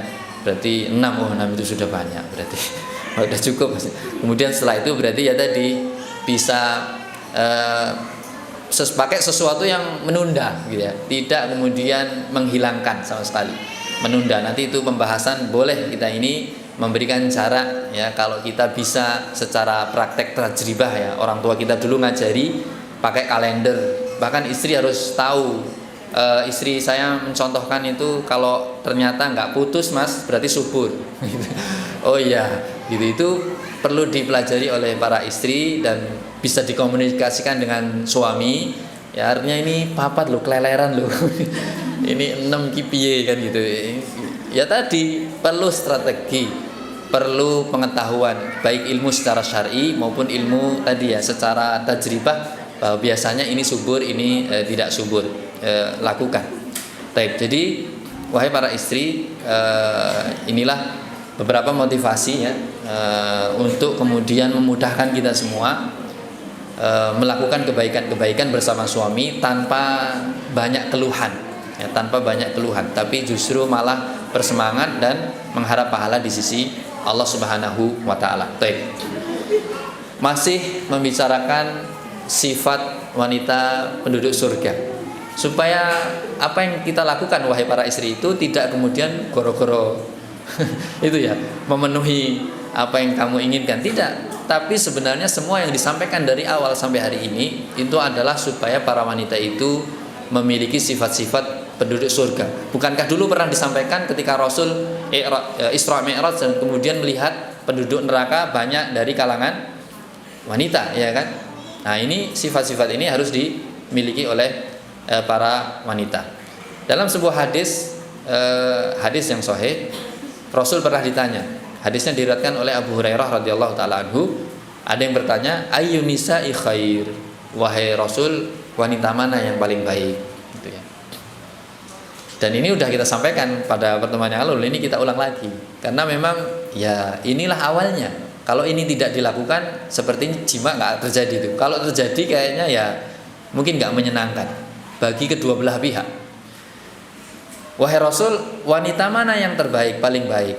Maka kemudian, ini kan laki-laki yang bertanya kepada Rasul, maka Rasul kemudian menjawab, allati tasurruhu idza nadhar. Dia itu, wanita ini yang bisa menjadi wanita yang terbaik itu adalah kalau kamu melihat, yaitu suaminya kan berarti ya. Kalau suami melihat istrinya, maka suami ini sangat senang. Ya, jadi melihat istri itu senang. Kalau yang berikutnya pembahasan kita yang kemarin, ya kan? Wa tuti'uhu idza amar. Dia mentaati kalau diperintahkan. Wala tukhalifuhu fi nafsiha wa maliha, dan dia tidak melakukan sesuatu yang tidak disukai oleh suaminya, apakah terkait dengan dirinya atau dengan harta yang sudah diamanahkan kepadanya. Jadi ini 3 sifat, tapi kita fokusnya di yang awal, yaitu senang kalau dilihat suaminya, allati tasurruhu idza nadhar. Jadi kalau dilihat suaminya ya Bu ya, bukan suami orang lain gitu ya. Ini bukan. Jadi tampil Masya Allah luar biasa. Dan saya yakin ibu ketika hadir di sini itu akan berusaha tampil yang paling cantik, ya kan? Tampil yang paling indah, paling prima, begitu. Pokoknya paling lah. Istri itu sejak kecil anak-anak suka mainan pasaran Bu ya dulu. Sekarang tambah Bu, suka apa? Mainan skincarean. Ada meja hias katanya, beli ini tuh gitu. Wah dia itu sejak kecil dan itu terus sampai dewasa. Tidak apa-apa kan gitu ya. Memang diciptakan untuk kemudian berhias dan mempercantik dirinya, makanya suka banyak dengan memakai perhiasan. Laki-laki nggak suka banyak perhiasan, asli sudah pede gitu ya, nggak pakai perhiasan terus ganteng gitu ya. Tapi kalau para wanita ini sukanya pakai perhiasan karena belum pede Bu. Makanya dulu pernah ada dalam kitab ini disebutkan, istri Rasul itu ada yang memiliki baju paling bagus. Bahkan ada di antara istri Rasul pinjem perhiasan istri yang lain, untuk supaya ketika Rasul datang memakai itu tampak cantik. Maka disebutkan dulu kalau ada orang nikah mau mempesonakan suaminya, itu pinjem bajuku ini. Bayangkan dulu sampai pinjem baju, pinjem perhiasan. Hari ini nggak ada ya. Mungkin besok ada wakaf baju untuk menarik suami. Ini bisa daripada beli mahal gitu ya kan, dipakai cuman berapa menit sih Bu? Nggak, detik mungkin ya. Dipakai sudah langsung suka suami, udah langsung nggak tahu kemana itu baju, nggak tahu itu kemana perhiasan. Ya kan? Paling berapa detik, berapa menit gitu. Harganya mungkin bisa ratusan atau jutaan gitu ya. Kan ini eman ini. Tapi yang punya duit banyak nggak apa-apa, nggak punya duit pinjem. Sampai seperti itu istri untuk menarik suaminya minjem barang istri yang lain untuk bisa tampil terlihat indah, cantik dan paling menawan di antara wanita yang lain. Makanya ini PR bagi para istri untuk kemudian kalau dilihat suami itu suami seneng piye. Jangan fokusnya keluar dilihat suami yang lain. Ini bahaya. Ini PR bagi ini misalnya ibu-ibu ini kan suami istri lain kan bukan. Ini bahaya dan ini PR bagi saya dan saya sampaikan kepada para laki-laki, PR besar kita itu adalah menundukkan pandangan kita. Tidak liar, semua wanita dilihat. Karena kalau semua wanita kita lihat, itu kita pasti akan liar seperti binatang buas. Ya kan? Bahkan ngeri, lebih hina dari binatang buas. Melakukan keburukan-keburukan di luar sana gara-gara kita sendiri. Gitu ya, istri kalau tampil enggak senang kita, tapi kalau kita keluar kok istri-istri orang lain menyenangkan ya kalau dilihat. Nah ini bahaya. Yang salah ya istrinya ya suaminya. Istrinya tidak tampil prima sehingga suaminya senang, sehingga dia merasa cukup melihat istrinya. Suaminya juga salah karena apa? Semua wanita dilihatnya. Hari ini juga naudzubillahi min dzalik ya. Dulu kita sebelum ada handphone kan sulit melihat yang lain. Hari ini ya mohon maaf, ini kritiknya tidak hanya laki-laki. Kalau kemana saja bisa melihat wanita, tapi para ibu-ibu juga ternyata hari ini. Kalau anak-anak sudah ditanya itu lihat apa itu, ini anak-anak kutab saya tanya bu, yang perempuan, wanita ini jujur-jujuran, ini nggak ada laki-laki semua. Kalian suka apa? Suka drama Korea bu. Waduh, hancur hatiku. Ini apa ya? Menggerus rasa malu karena dia melihat laki-laki yang begitu tampan, laki-laki yang kemudian dengan mudahnya bermuamalah dengan wanita begitu plak-plek, nempel-nempel dan lain sebagainya begitu ya. Wah ini enggak. Ya ini semuanya hari ini tantangan kita luar biasa. Mungkin enggak tahu ya, di hadapan saya kan semuanya usia 30-an kan ya. Enggak ada yang sama seperti saya kan ya. 40 ke atas nggak ada, 30-an semua. Jadi memang dulu yang saya hadapi tidak sama dengan hari ini. Mungkin ibu-ibu hari ini juga luar biasa mendapatkan cobaan yang mengerikan lewat media-media yang hari ini ibu-ibu sendiri miliki. Artinya kadang kita tidak puas dengan suami atau suami tidak puas dengan istri gara-gara matanya sendiri. Tidak ditundukkan dan semua laki-laki dilihat, tidak melihat di luar sana, bisa melihat kalau suami pergi ya TV-nya besar ya. Jadi ini PR bagi ibu-ibu untuk mempercantik diri dengan kemampuannya, tidak perlu memberat-beratkan diri, bahkan memberatkan suami jangan. Mempercantik diri sehingga kemudian suami ini senang melihatnya. Jadi ini sifat wanita-wanita yang terbaik ya di antara muslimah yang lain itu adalah suami senang kalau melihat istrinya. Apalagi kalau kita mendengar hadis innallaha jamil yuhibbu jamal. Udahlah kalau kita itu ngopo yo, kok itu tuntutannya begini ya gitu ya. Maksudnya kok tuntutannya kok suami seneng gitu ya. Udahlah bu, hadis ini saja yang jadi patokan. Allah itu maha indah dan menyukai keindahan. Udahlah ibu, pokoknya paling indah gimana caranya? Dengan hadis ini Allah itu maha indah, suka keindahan. Bukankah kalau ibu memperindah diri itu Allah suka? Ya kan? Suka. Maka kalau tadi masih kadang ada ego istri kayak kemarin kan, apa harus begitu Ustaz, caranya harus begitu. Ya enggak begitu sih, tapi kalau begitu itu berarti cocok sama hadis ini gitu. Dan ternyata kemarin saya dapat kabar gembira dari Pak Safni, ibu-ibu sudah ada yang curhat mempraktekkan persis seperti itu begitu. Ternyata suaminya kelepek katanya gitu yang terakhir ya. Ya tapi enggak boleh dilanjutkan ceritanya kan bu ya, nggak boleh, udah sampai situ saja. Itu sampai seperti itu mohon Pak Safni jangan dimarahi karena lapor ke saya begitu. Artinya itu alhamdulillah ibu-ibu ketika mempraktekkan ilmunya, saya yakin akan kebaikan yang didapat. Begitu pula ini bu ya, ibu mempercantik diri, memperindah diri sampai kemudian mempesona suami, itu tidak lain tidak bukan karena Allah itu maha indah, menyukai keindahan. Kalau kita disukai oleh Allah, lah bayangkan bagaimana kebahagiaan yang akan kita raih di dunia dan di akhirat. Ya itu kalau nggak bisa, kowe koyo ngono aku kan kudu cantik, ora pantes jane mlaku karo kowe kan gitu. Yang satu begini, yang satu begitu, yang satu hitam, yang satu putih. Harus takdir ya bu. Suami bisa bersyukur, ibu bisa bersabar. Kan gitu ya. Ya, dan kesabaran itu bu, kesabaran itu di dalam Al-Quran pahalanya tanpa batas. Tanpa batas. Ya, jadi yang akan ibu dapatkan kalau bersabar, mendapatkan suami yang subhanallah gitu ya, enggak masya Allah gitu. Suami yang subhanallah sabari. Insya Allah dengan kesabaran itu ibu tetap menjadi wanita yang solehah, bahkan tadi mendapatkan pahala tanpa batas. Baik. Berikutnya bu, ini tantangan sebagaimana disebutkan oleh beliau Syekh Mustafa Al-Adawi dalam kitab ini Muamalah Bainaz Zaujain ini, adalah Rasul kita yang mulia sallallahu alaihi wasallam.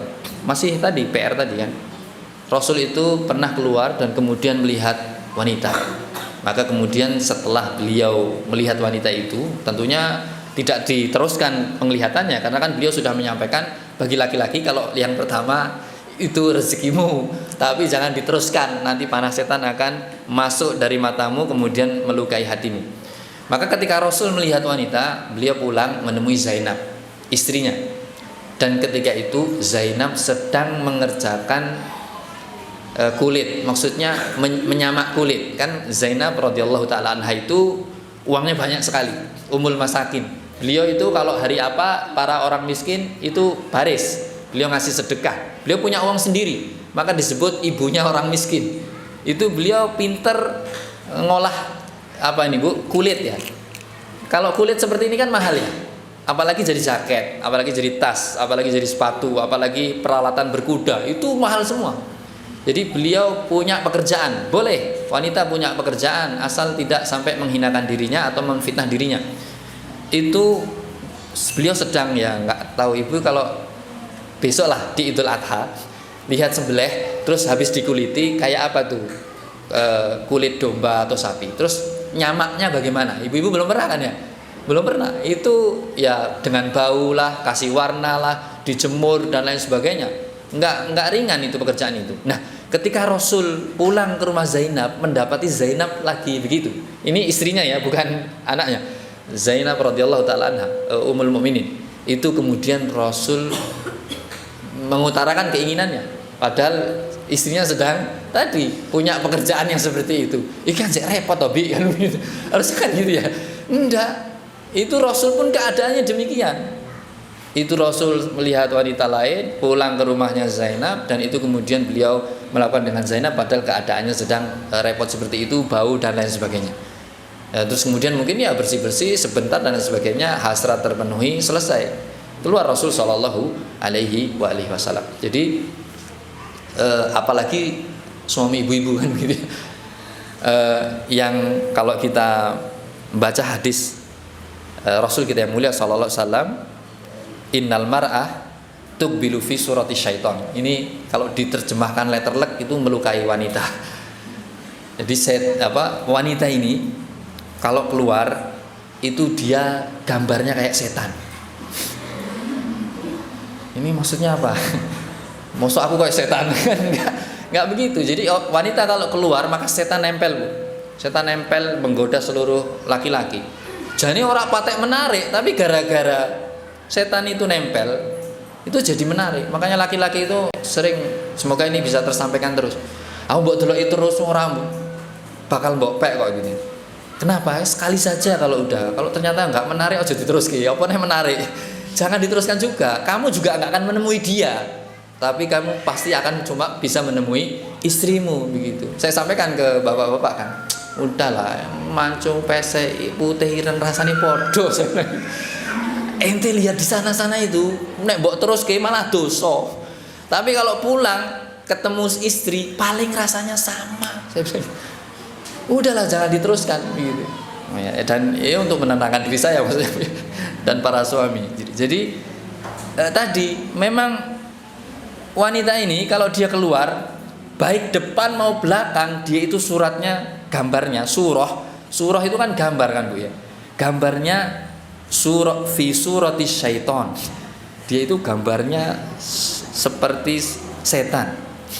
Tapi ini maksudnya tadi ya, berarti setan itu nempel terus kemudian memberikan sesuatu hal yang indah gitu ya, sehingga laki-laki tunduk padanya. Fa idza absara ahadukum imra'ah, maka salah seorang kalian wahai laki-laki kalau melihat para wanita itu, falyati ahlahu, maka kalian pulang datangi keluargamu, maksudnya istrimu. Fa inna dzalika yuraddu ma fi nafsi, maka itu akan bisa menolak apa yang ada di dalam jiwamu.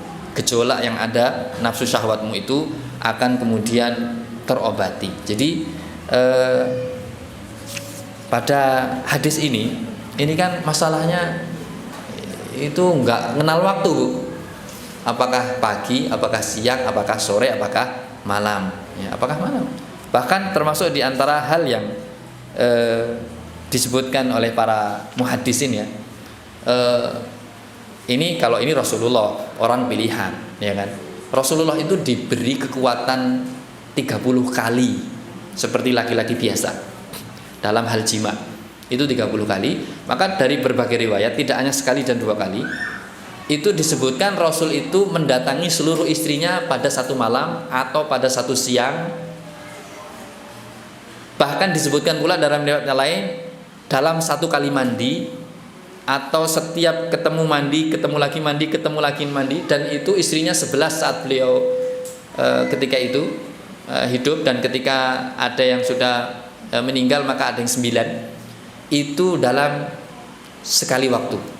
Maka para ulama menyampaikan, jadi nggak apa-apa ibu-ibu itu atau suami istri, kan biasanya malam, Bu, ya, biasanya malam, tapi ternyata nggak apa-apa kalau itu dilakukan di pagi hari, dilakukan di siang hari, itu ternyata juga dilakukan oleh Rasul kita yang mulia Shallallahu Alaihi Wasallam. Maka sampai ini kan berarti kembali lagi ke tema awal motivasi.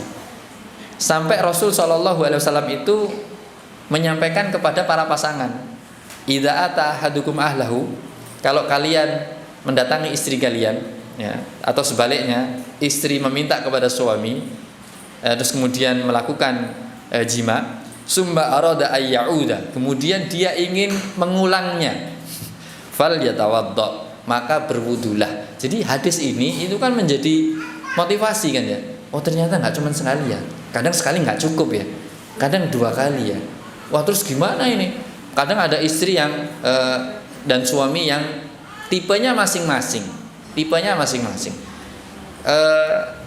Hasratnya tidak sama. Kalau yang ketemu sama kan alhamdulillah, Bu, ya. Sama-sama kencengnya nggak masalah kan gitu. Tapi kalau ada yang satu sudah begitu saja terpuaskan, yang lain belum, atau sebaliknya yang istri, maka ini perlu komunikasi yang dalam. Artinya perlu dibicarakan. Apakah sudah terpuaskan? Sudah. Aku belum. Oh, kalau begitu kita ulang. Cara ngulangnya gimana? Wudu, gitu. Caranya wudu.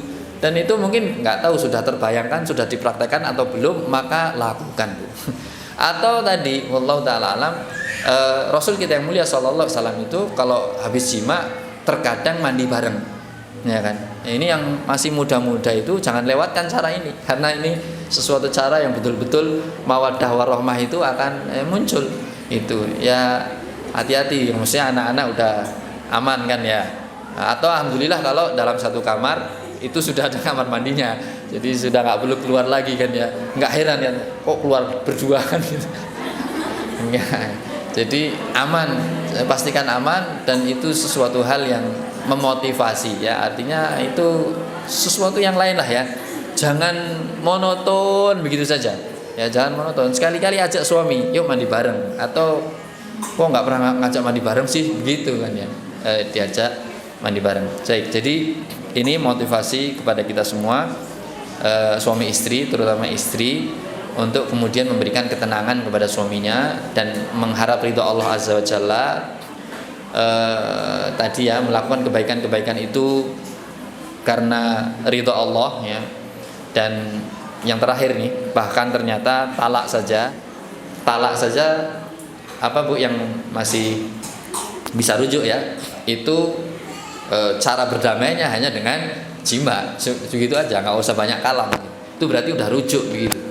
Jadi masya Allah ya, sesuatu itu nggak berjalan dengan lancarnya, terus kemudian ada pertikaian, kemudian ternyata jatuh talak, tapi ternyata syariat masya Allah luar biasa, dengan jima selesai masalah gitu. bisa rujuk kembali gitu ya, bisa rujuk kembali. Maka bersatunya kembali setelah pertikaian dari masalah itu salah satunya dengan cara apa? Dengan cara jima. Wa fi bud'i ahadikum shadaqah, dan pada hubungan kalian berdua itu adalah ada sedekah. Tapi yang terakhir berarti ini kemarin sudah kita sampaikan juga, kalau kita menikah kan berarti apa Bu? Separuh agama kita sudah kita lakukan, ya kan? Tinggal setengahnya yang lain. Idza tazawwajal 'abdu faqad kammala nisfaddin. Kalau seorang itu sudah menikah maka setengah agamanya udah sempurna. Falyattaqillah fi nisfil baqi. Maka bertakwalah kalian semua untuk setengahnya yang akhir. Nah, setengah yang akhir ini apa? Setengah yang akhir ini dijelaskan oleh Nabi kita yang mulia sallallahu alaihi wasallam bahwasanya siapa yang bisa menjamin, ya, siapa yang bisa menjamin, man yatman li, siapa yang dapat memberikan jaminan kepadaku. Ini Rasul minta jaminan nih. Siapa yang bisa menjamin ya dan memberikan jaminan kepadaku untuk menjaga dua lubang, istilah, yaitu yang pertama di antara bibirnya dan yang kedua di antara kedua kakinya. Siapa yang bisa menjamin dua hal itu, maka aku menjamin untuknya surga. Ini ya Bu ya. Jadi berarti nikah itu kita sudah menjamin apa yang ada di antara kedua kaki kita. Dan itu kaitannya dengan jima kan Bu ya. Artinya ini harus dipenuhi. Kalau tidak dipenuhi, biasanya pertikaian keluarga dari sini. Ada salah satu yang menolak. Apakah istrinya, apakah suaminya yang menolak? Maka bisa jadi terjadi perpecahan. Maka sempurna agama kita itu di sisi ini salah satunya, dan setengah yang lain itu adalah di lisan kita. Jadi memang luar biasa kalau sudah menikah, maka hati-hati dengan lisan kita ini. Jaga baik-baik. Maka seorang istri mohon tolong perlakukan suami dengan semulia-mulianya, karena itu surga dan nerakamu. Ya, perhatikan nada bicaramu, perhatikan pilihan kata-katamu, ya, jangan sampai menyakitkan, membodoh-bodohkan, apalagi mencela. Dan itu semua engkau lakukan karena ridho Allah Azza wa Jalla, ya kan? Meskipun engkau menganggap suamimu tidak pantas engkau berikan kebaikan itu, tapi engkau pantas untuk mendapatkan surga. Maka lakukanlah kebaikan untuk mengharap ridho Allah Azza wa Jalla. Kalau dia senang dan dia ridho, tambahan untuk kita para istri. Kalau suami meninggal dalam keadaan meridhoi istrinya, maka istri ini mendapatkan kebaikan di surga. Ini yang bisa disampaikan, semoga menguatkan hubungan kita kepada Allah Azza wa Jalla. Dan kalau sudah kuat hubungan kita kepada Allah, semoga Allah menguatkan hubungan kita masing-masing dengan pasangan kita, sehingga kita bisa betul-betul mendapatkan ketenangan semua ya, baik istri maupun suami, yaitu mawaddah warahmah. Dan ibu-ibu sudah tahu tafsirnya mawaddah warahmah. Aku qouli hadza wa astaghfirullah li wa lakum wa akhiru da'wana alhamdulillahi rabbil alamin. Assalamualaikum warahmatullahi wabarakatuh. Waalaikumsalam warahmatullahi wabarakatuh. Jazakallahu khairan Ustaz. Tampaknya lagi masih atas penyampaian materinya, karena pertanyaannya banyak sekali ini. Jadi langsung saja saya bacakan pertanyaan yang sudah masuk ya. Pertanyaan pertama Ustaz.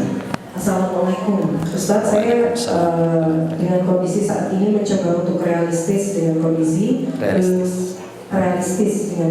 belum berani punya banyak anak karena kondisi keuangan belum memungkinkan. Bagaimana kalau seperti ini ya Ustaz?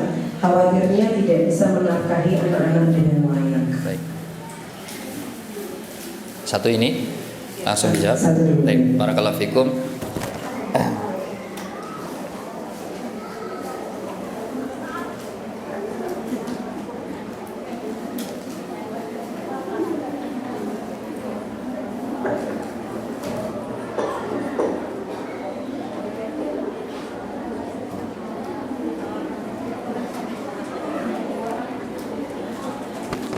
Baik, barakallahu fiik. Pertanyaannya realistis, jawabannya juga realistis. Gak usah. Kita semua diciptakan oleh Allah sudah dijamin rizkinya, ya kan? Ini realistis bukan? Bahkan ini iman, penuh dengan keimanan. Jadi tanpa kekhawatiran.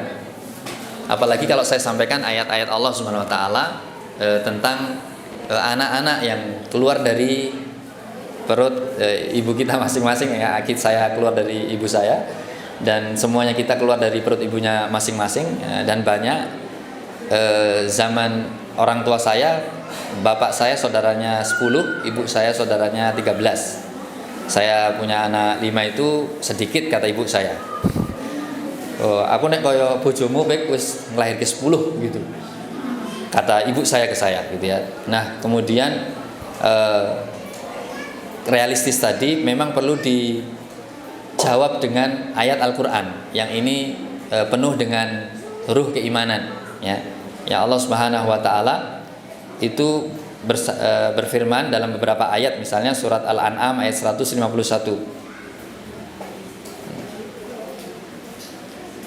Surat Al-An'am 151, surat Al-Isra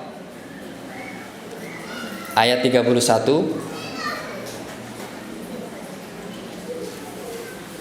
kemudian surat Toha ayat 132. Itu satu pertanyaan 3 jawaban. Ya, ayatnya semuanya menyatakan bahwa nahnu narzukukum. Ada yang nahnu narzukuhum. Ya. Nahnu narzukuk pakai kaf mukhatab. Ya. Jadi aku yang memberikan rezeki kepadamu, kepada mereka, kepada kalian semua. Jadi kalau Allah yang sudah memberikan rezeki, maka ibu nggak usah khawatir. Ya. Setiap anak membawa rezekinya masing-masing. Tapi memang perlu realistis tadi.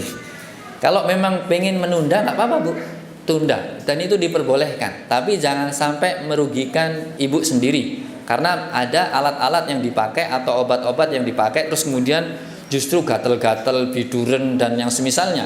Bahkan haidnya nggak jadi normal dan lain sebagainya. Ini hati-hati. Pelajari, konsultasikan dulu. Nanti menyesal. Baru punya anak 1-2, pengen 5 misalnya, ternyata setelah melakukan hal itu nggak diberi keturunan, nggak bisa melahirkan. Bahkan yang 1-2 kita semua nggak pengen kan ya, mendapatkan musibah-musibah. Ternyata yang 1-2 lebih diwafatkan daripada ibunya. Jadi ya husnudzon, husnudzon. Tapi dalam masalah ini memang realistisnya serahkan kepada Allah Azza wa Jalla. Suami yang memang mencari nafkah, dia yang bertanggung jawab. Ibu-ibu hanya bertanggung jawab melahirkan dan mendidiknya dengan baik. Masalah nafkah itu suami. Kalau suami nggak bertanggung jawab, dia nanti akan ditanya oleh Allah Azza wa Jalla. Maka istri nggak pernah menanggung sejak dia lahir, tanggung oleh bapaknya. Sejak dia dewasa kemudian dinikahi, ditanggung suaminya. Kalau ditinggal suaminya kembali ke bapaknya. Kalau bapaknya nggak ada, ditanggung saudaranya. Kalau semuanya nggak ada, harusnya baitul mal. Peristiwa Pak Firman harusnya yang nanggung. Ada Bu Firman ini. Harus dalam Islam begitu. Ya, jadi kayak fakir miskin dan anak terlantar dipelihara oleh lembaga atau negara. Ini janda-janda juga demikian, artinya ada yang memelihara, yaitu bilistiwa itu baitul mal gitu ya, bilistiwa. Jadi realistis itu dalam masalah ini serahkan kepada Allah Azza wa Jalla. Tapi kalau mau beri jarak itu tidak apa-apa, tapi dengan catatan jangan sampai merugikan ibu sendiri. Ya, konsultasikan dengan yang ahli di sisi medis. Wallahu taala a'lam bishawab. Saya tidak membacakan ayatnya karena banyak, tolong ibu yang bertanya bisa lebih detail cari tafsirnya. Ayatnya sudah diberikan. Baik. Baik. Sekarang pertanyaan langsung yang ada di sini, silakan. Ya, Pak Eka.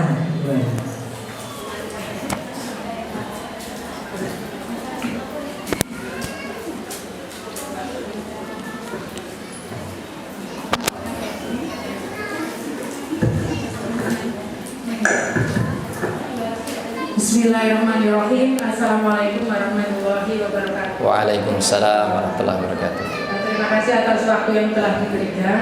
Ustaz izin bertanya. Silakan Ibu. Tadi kan dibahas tentang intensitas berhubungan itu kalau lebih baik lebih sering ya. Nah, saya itu pernah dengar dari seorang teman bahwa kalau sering itu ada gangguan jin gitu loh, Ustaz. Kan nggak normal gitu ya mungkin. Ya. Itu. Nah itu bedanya itu gimana, yang normal dan tidak gitu kan, mungkin sering ibu kok kayak tiap hari kok suaminya minta terus gitu kan, mungkin dia kayak capek atau gimana gitu ya Ustaz. Nggih, Itu saya barakallahu fikum. pengen di pencerahannya. Terus yang kedua mengenai Ada dua Bu. dua boleh Boleh Bu? boleh. Satu aja Bu ya. Ya. Barakallahu fiik. Langsung dijawab. Nggih. Wa jazakallahu khairan katsiran. Barakallahu fiik. Suami yang memiliki tadi ya, kok sepertinya tidak seperti yang lain. Ya, yang lain itu kita juga nggak tahu seperti apa Bu ya. Sebenarnya Ibu nggak tahu kan. Soalnya memang tidak boleh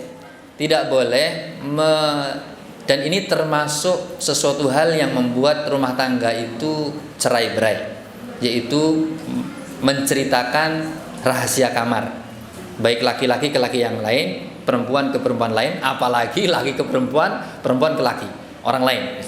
Ini yang menghancurkan rumah tangga. Cukuplah petunjuk Nabi kita yang mulia sallallahu alaihi wasallam ketika ternyata ada, dan Allah memberikan kelebihan ini kepada para lelaki, terutama para anbiya. Kalau Nabi kita yang mulia sallallahu alaihi wasallam sudah kita dengar tadi riwayatnya 30 kali. Jadi bayangkan kalau 30 kali itu seperti apa? Tadi saja Ibu sampaikan ada laki-laki yang minta setiap hari, ya kan? Lah kalau Rasul 30-nya itu makanya istrinya nggak satu, istrinya ada 11 atau 9 gitu ya. Artinya itu diberikan kemampuan. Yang lain lagi Nabi Sulaiman, ya kan? Istrinya berapa Bu? Ada yang bilang 70, ada yang 100, dan itu satu hari semua didatangin para nabi. Dan kemudian kita ini laki-laki hari ini, wanita hari ini, tidak hanya mungkin Ibu kasusnya misalnya laki-laki, ternyata ada wanita yang minta setiap hari, ada nggak Bu ya? Kan malu kan ya kalau ngomong ada Ustaz saya kan gitu ya. Nggak mungkin. Jadi saya cuman belajar di fikih, ternyata ada wanita itu dalam penciptaannya dia itu ternyata lebih menonjol. Ketika dia tidak dikhitan, maka sesuatu yang menonjol itu membuat dirinya terbakar, sehingga kemudian dia harus terpuaskan. Kalau enggak bahaya. Jadi ternyata tidak hanya laki-laki Bu, ternyata ada perempuan. Sama laki-laki, wallahu ta'ala alam. Kalau itu saya tidak mengetahui fikihnya. Tapi kalau wanita ada tuh, kok ternyata dia termasuk wanita yang tidak menonjol, kok dikhitan, dia semakin dingin, semakin tidak punya hasrat. Ya, berarti pinter-pinternya bidan ya, yang artinya kalau ada wanita mau dikhitan ini harus bener nih, ini termasuk yang dia ini terlalu menonjol, sedang atau sudah nggak ada gitu. Kalau nggak ada kok dikhitan, dia beku seperti es, nggak punya keinginan sama sekali gitu ya. Kalau nggak didorong-dorong begitu ya, itu nggak mau begitu. Jadi sebaliknya laki-laki, wallahu ta'ala alam. Kalau tadi para anbiya, ini suami para ibu ini kalau memiliki ternyata setiap hari, itu di dalam sarahnya Imam Nawawi itu, bahwa termasuk di antara hak suami itu bersenang-senang dengan istrinya setiap hari. Ada kalimat setiap hari, dan itu belum disebutkan berapa kali kan Bu ya. Kalau Rasul sampai tadi, kalau kamu pengen lagi maka wudhu, kemudian ulang yang kedua, kan begitu. Berarti yang seperti ini itu normal-normal saja Bu bagi laki-laki. Yang nggak normal malah kalau dia itu, mohon maaf, ini pompong keingatan. Jadi dulu kalau kita mendengar ya ma'asyaras syabab man istata'a minkumul ba'ah fal yatazawwaj, itu dulu pengertiannya wahai para pemuda. Ini kan juga sebenarnya wanita yang sudah matang juga dihimbau untuk segera nikah kan ya. Wahai para pemuda yang laki-laki, siapa yang ba'ah itu mohon maaf dia itu sudah bisa berdiri, cuman begitu, maka menikahlah. Bukan kayak tadi, wahai para laki yang kalian sudah memiliki kecukupan nafkah, memiliki kebutuhan hidup, maka menikahlah. Enggak Bu. Jadi yang sudah bisa berdiri itu nikah saja begitu. Artinya bisa jadi laki-laki ini memiliki kemampuan untuk, masya Allah, pagi berdiri, siang berdiri, malam berdiri. Gimana? Ketemunya sama istri kan harusnya.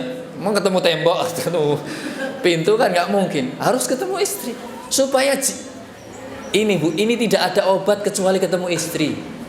Jasadnya sehat, pikirannya sehat. Ada satu, ini kembali ke hadis dulu. Ya Allah, banyak sekali. Saya pernah dikisahkan oleh seorang ahli Quran. Beliau hafal Quran, punya guru sanad. Kemudian guru ini punya murid, ternyata muridnya bermasalah dalam hubungan suami istri. Jadi suaminya itu bisa berdiri, tapi mesti ketemu istrinya langsung hilang. Hasratnya hilang, turun. Jadi nggak bisa, sampai istrinya bingung. Kenapa ya? Ternyata memang diguna-guna yang gini nih. Jadi kalau ibu tadi bertanya, yang diguna-guna biasanya yang gini bu. Kalau yang begitu, itu enggak, itu semakin cinta itu. Semakin erat. Itu perempuan yang lain nggak mungkin menarik bagi suami ini. Ya kamu nggak bisa kayak istriku ini, paling nggak bisa. Gitu. Jadi ini malah justru mengeratkan. Jadi ibu kalau tanya tadi ini semakin kok setiap hari minta apa ini kok kena gangguan, enggak bu, itu Allah lebihkan untuk tadi. Tapi kalau kemudian dengan catatan mendatangi dengan cara-cara yang haram, ini bahaya. Apakah ketika haid, apakah di lubang yang belakang, maka ini dilaknat dan ini dilarang. Maka ibu-ibu tidak boleh mencari ridho suami dengan cara yang seperti itu. Ini nggak boleh mas. Bahkan kemarin kan pertanyaannya batasannya apa? Nisaukum harsul lakum fa'tu harsakum anna syi'tum. Jadi dalam surat Al-Baqarah disampaikan wanita kalian itu seperti tanah yang kalian cocok tanami. Maka kalian kalau mau bercocok tanam itu di tempatnya. Tapi kalau mau gayanya nanam padi itu maju, mundur, samping kanan, samping kiri, bolak-balik, terserah. Yang penting di tempat tanamnya. Nggak boleh di belakang, nggak boleh ketika haid, nggak boleh. Maka ini ya mestinya kan tadi kalau sering gitu terus kan bosen kan bu ya. Maka perlu kreatif. Ya. Ini tadi yang pertama itu bu ya apa? Ini ada yang lain bu. Yang ini perlu saya bacakan supaya ibu-ibu ini memahami laki, memahami laki-laki. Ya. Ini seorang ulama namanya Ibnu Uqail Al-Hambali. Ibnu Uqail Al-Hambali. Kuntu idas istaghlaqtu 'alal mas'alah. Beliau ini kalau menemui masalah bumpet, nggak ada jalan keluarnya, masalahnya ini gimana ini, nggak ada solusi gitu ya. Da'awtu zaujati, maka aku panggil istriku. Fa idza faraqtu min amriha, maka kalau aku sudah selesai memenuhi hajatku, bertemu dengan istriku, maka aku akan kumtu ila karatis, aku kembali membuka-buka kertas-kertas asabul ilm, maka aku akan menyelam dalam ilmu sabban, dengan seselam-selamnya, li'anna aljima yasfi dhihn wa yukawil fahm. Karena dengan berjima dengan istri itu yang tadinya tadi saya nggak nemu solusi, nggak nemu jalan keluar masalah ini apa jawabannya, itu setelah berjima dengan istrinya, kata Ibnu Uqail, setelah berjima maka bersihlah otakku dan kemudian pemahamanku semakin tajam. Gitu. Ini berarti secara apa namanya bu? Secara psikologis ya. Iya, ini secara psikologis ini mendapatkan. Bahkan wakana Al-Junaid, ini seorang ahli tasawuf istilahnya kan ya. Al-Junaid ini yang benar nih ya. Ahtaju ilal jima kama ahtaju ilal qut. Aku butuh dengan jima seperti aku butuh kayak makan dan minum. Makan dan minum berapa hari bu? Ini Al-Junaid yang bilang, bukan saya. Bisa jadi suami ibu-ibu seperti ini kan ya, seperti Al-Junaid gitu ya. Fazaujatu ala tahqiq qut wa sababu li taharatil qalb. Jadi istri itu secara hakikat itu seperti makanan. Jadi suami kalau butuh makan ya harus ada makanan bu ya. Kalau nggak ada lapar, bisa migrain, wah bahaya. Nggak bisa apa-apa. Wasababu li taharatil qalb. Ini lebih penting lagi. Jima itu kata Imam Junaid sebab bersihnya hati. Walidzalika amara Rasulullah SAW man waqa'a nadharahu ala imra'ah. Maka Rasul memerintahkan bagi laki-laki kalau lihat wanita lain segera kembali kepada istrinya. Maka itu akan menjernihkan hatinya, menjernihkan pemahaman dan pikirannya, semua anggota badannya, otot-ototnya bisa lemes bu. Artinya orang nek kaku gimana bu ya, nggak enak kan ya. Pikirannya kaku, ototnya kaku, semua mau marah itu mesti. Tapi kalau bertemu istri, makanya tadi yang sering itu ya perlu strategi bu ya. Kan nggak mesti masuk kan bu ya, nggak mesti. Laki-laki kalau terus dibuat begitu kan akhirnya wudhu lagi ya, gitu ya. Begitu kan ya. Artinya masih bisa lah ronde pertama, ronde kedua, nanti siapa yang menang kan begitu. Jadi pandai-pandainya ibu-ibu aja. Wallahu ta'ala a'lam bishawab. Baik Ustaz. Berikutnya pertanyaan lewat surat ya. Assalamualaikum, izin bertanya Ustaz. Terkait menjaga hal yang disukai oleh suami dalam hal ini tubuh, mana yang harus kita pilih? Ketika badan kita berasa menggemuk. Hah? Badan kita Badan berasa? kita berasa menggemuk. Ustaz. Oh, ya. Badan kita berasa menggemuk, maka kita diet dengan harapan badan kembali slim, langsing. Ya. Tetapi suami suka dengan badan kita yang gemuk. Oh. Aduh. Jadi kita milih mana Ustaz? Tetap gemuk atau diet? Kayaknya ini suami ibu ini orang Arab apa ya? Jadi memang orang Arab itu, baik yang bagian Afrika ya, itu kalau ada istri mau nikah itu dikarantina bu, 2 bulan 3 bulan, betul begitu, diminumin susu onta, betul. Bahkan Bunda Aisyah pernah menyatakan, dan ini mungkin untuk tips ya supaya gemuk, ini belum saya coba untuk diri saya maksudnya. Ketika aku mau nikah itu aku dikasih jus mentimun sama kurma banyak sekali, sehingga kemudian beliau punya lemak lah ya, meskipun lemaknya tidak sebanyak seperti setelah beliau kalah lari sama Rasul kan ya, episodenya 2 kali lari. Yang pertama menang Bunda Aisyah karena masih langsing ya, gemuk tapi nggak begitu gemuk. Kemudian yang kedua itu ternyata beliau udah gemuk sekali sehingga kemudian diajak lomba lari kalah. Jadi nggak apa-apa bu, memang ada tipe laki-laki sama kayak ada tipe perempuan, seperti yang pernah saya dengarkan di Dagestan ya, di tempatnya Habib itu kan ya, laki-laki kalau nggak ada lehernya itu wanita nggak ada yang seneng, nggak berhasrat gitu, lanang korano jenggote gitu. Lah kalau laki-laki juga ada yang begitu bu, suka wanita kalau dia itu gemuk, kalau langsing malah nggak suka. Jadi mana yang dipilih? Ya ibu udah milih suami itu kan ya. Ya penuhi keinginan suami begitu. Nggak apa-apa bu, nggak usah diet. Ibu kok malah menderita sih pengen diet? Ibu-ibu yang lain pengen makan gitu. Ibu ini malah disuruh makan supaya gemuk dan suami suka. Itu bahagia bu. Aku tak di rumah aja makan. Suami beli yang ini kan, yang lezat-lezat, yang enak-enak. Itu bilang ke suami. Begitu bu ya. Wallahu taala alam. Barakallahu fiik. Ya Allah, pertanyaan ini menyenangkan. Gak pusing saya jawabnya. Senikmat-nikmatnya jadi istri sebenarnya. Iya. Baik, sekarang ke pertanyaan dari audiens lagi, silakan Mbak Zaki. Bismillah. Assalamualaikum warahmatullahi wabarakatuh. Waalaikumsalam warahmatullahi wabarakatuh. Mungkin agak salah ya prediksi Ustaz. Salah bu? Mungkin ya. Baru 30-an gitu. Saya masuk yang terlihat di atas 40. Udah ya. Oh ada temennya saya. Ya. Baik. Jadi juga saya menunda, kemudian terlanjur 12 gitu Ustaz. 12. Karena kalau kepikiran sekarang mikir anak 2 tahun betul, saya di mana kejarnya ya. Itu. Pertanyaannya lebih ke gini Ustaz. Yeah. Jadi saya sempat ngobrol dengan tetangga sudah di atas saya usianya, kemudian bercerita kalau dia sudah menopause ya, 50 lebih. Nah itu saya 40 belum menopause kan bu? Belum Ustaz. Alhamdulillah. Cuman saya mulai berpikir juga Ustaz, karena Jangan banyak berpikir bu. Saya mendapati kisah dari istri saya, usianya masih muda, di bawah saya, di bawah ibu, di bawah 40, sudah mau menopause. Kok bisa, saya tanya, mosok? Gak, maksudnya usia 30 bisa menopause? Bisa mas gitu. Loh, apa yang dia lakukan? Kepikiran. Ketahuan sama yang mau diakupuntur dan lain sebagainya untuk mengembalikan siklus yang teratur, digalilah gitu. Maka ibu tadi kalau kepikiran, jangan bu, jangan kepikiran. Ya terus pertanyaannya ada nggak? Pertanyaan nggak jadi pertanyaan kan?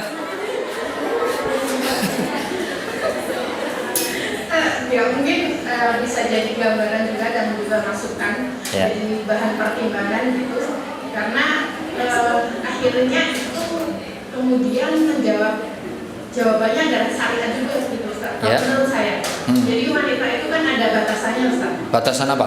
batasan kemampuan saya udah menopause gitu. Oh. Itu untuk melayani suami itu kan jauh Baik. kemampuannya dibanding kalau yang belum menopause. Ya.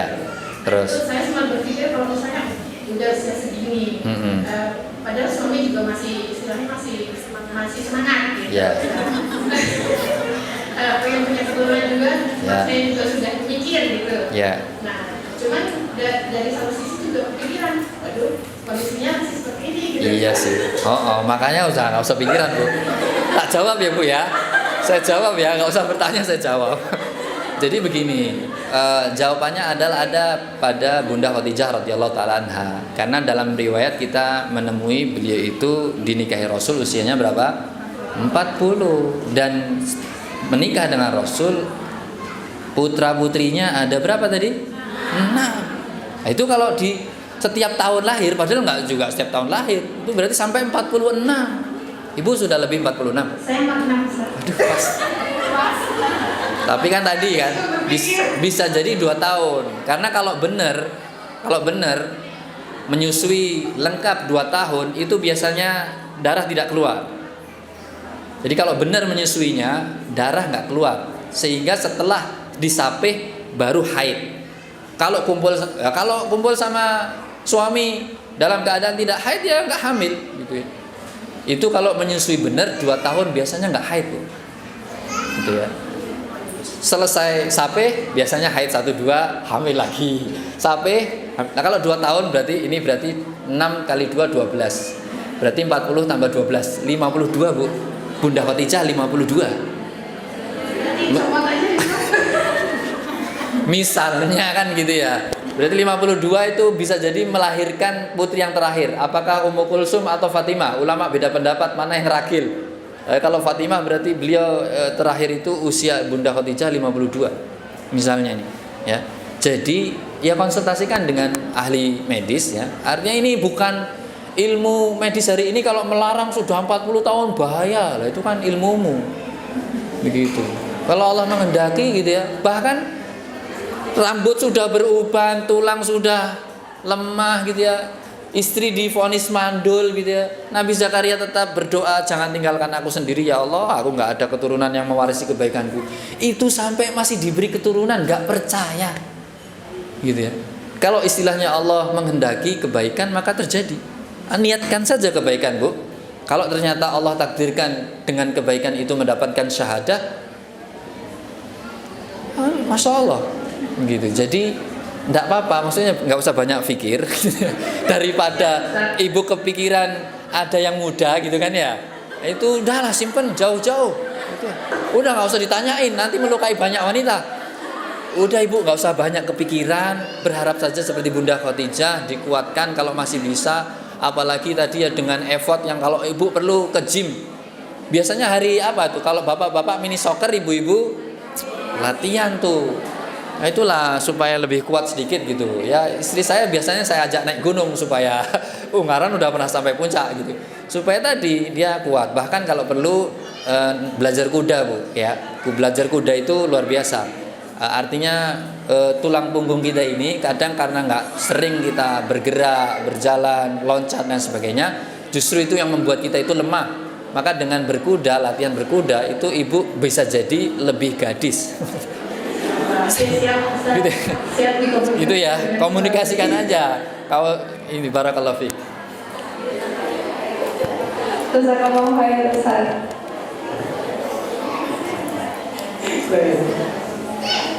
Pertanyaan berikutnya Ustaz.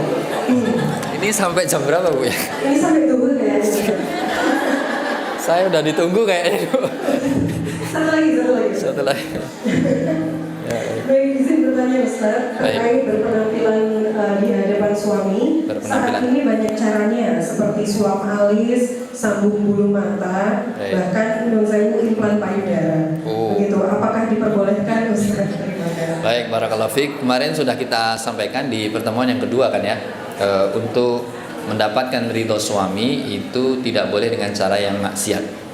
Jadi apa yang ditanyakan ibu-ibu tadi itu dulu pernah ada wali santri mau bikin klinik kecantikan, bahkan mau diwakafkan, Wah nanti dulu bu, ibu ini kaya raya, seorang dokter datang terus kemudian Ustaz saya mau bikin klinik kecantikan.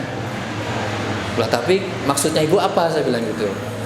Apakah seperti yang di luar sana itu hidung mancung bisa berapa senti lagi terus dan lain sebagainya gitu. Kalau yang itu nggak boleh bu, seperti tadi yang ditanyakan itu semua dilarang ya, ngikir alis diganti, kemudian apalagi ditambahin gitu ya, nyambung rambut kemarin juga sudah kita sampaikan, merubah ciptaan Allah Azza wa Jalla, tidak terima dengan apa yang ada terus kemudian ditambahin dengan sesuatu yang tidak diridhoi oleh Allah Azza wa Jalla, ini tidak diperbolehkan. Makanya seperti tadi yang disampaikan wallahu taala alam, itu dilarang. Sehingga jangan lakukan itu, tapi bertakwalah kepada Allah supaya apa yang kurang dari tubuh kita ini Allah sempurnakan. Jadi bisa jadi bu, misalnya lemah ya, sama laki-laki juga kadang lemah atau fisiknya tidak menarik.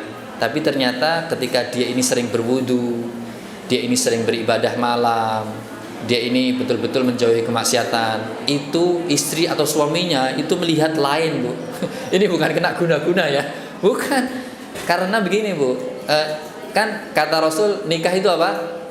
Sunnati kan ya, an-nikahu sunnati. Nikah itu adalah sunnatku, dan sunnah Rasul itu mesti ibadah. Maka ibadah itu yang pertama harus ikhlas, yang kedua harus sesuai dengan petunjuk Nabi kita Muhammad SAW. Maka dalam masalah ini mempercantik diri itu ibadah. Tapi kalau kemudian dengan cara-cara yang haram, maka itu tidak diperbolehkan. Jadi itu malah justru mengundang murka Allah Azza wa Jalla. Meskipun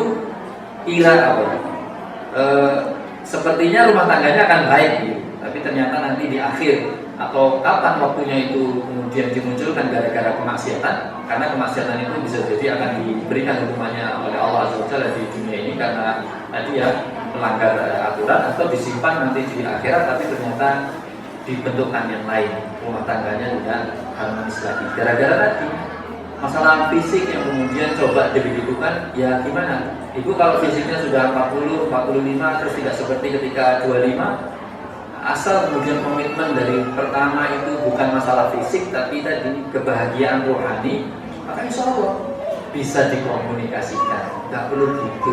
Caranya cara yang alami aja bu. Cara yang alami banyak ya, dan itu perlu dipelajari pada ahli-ahlinya.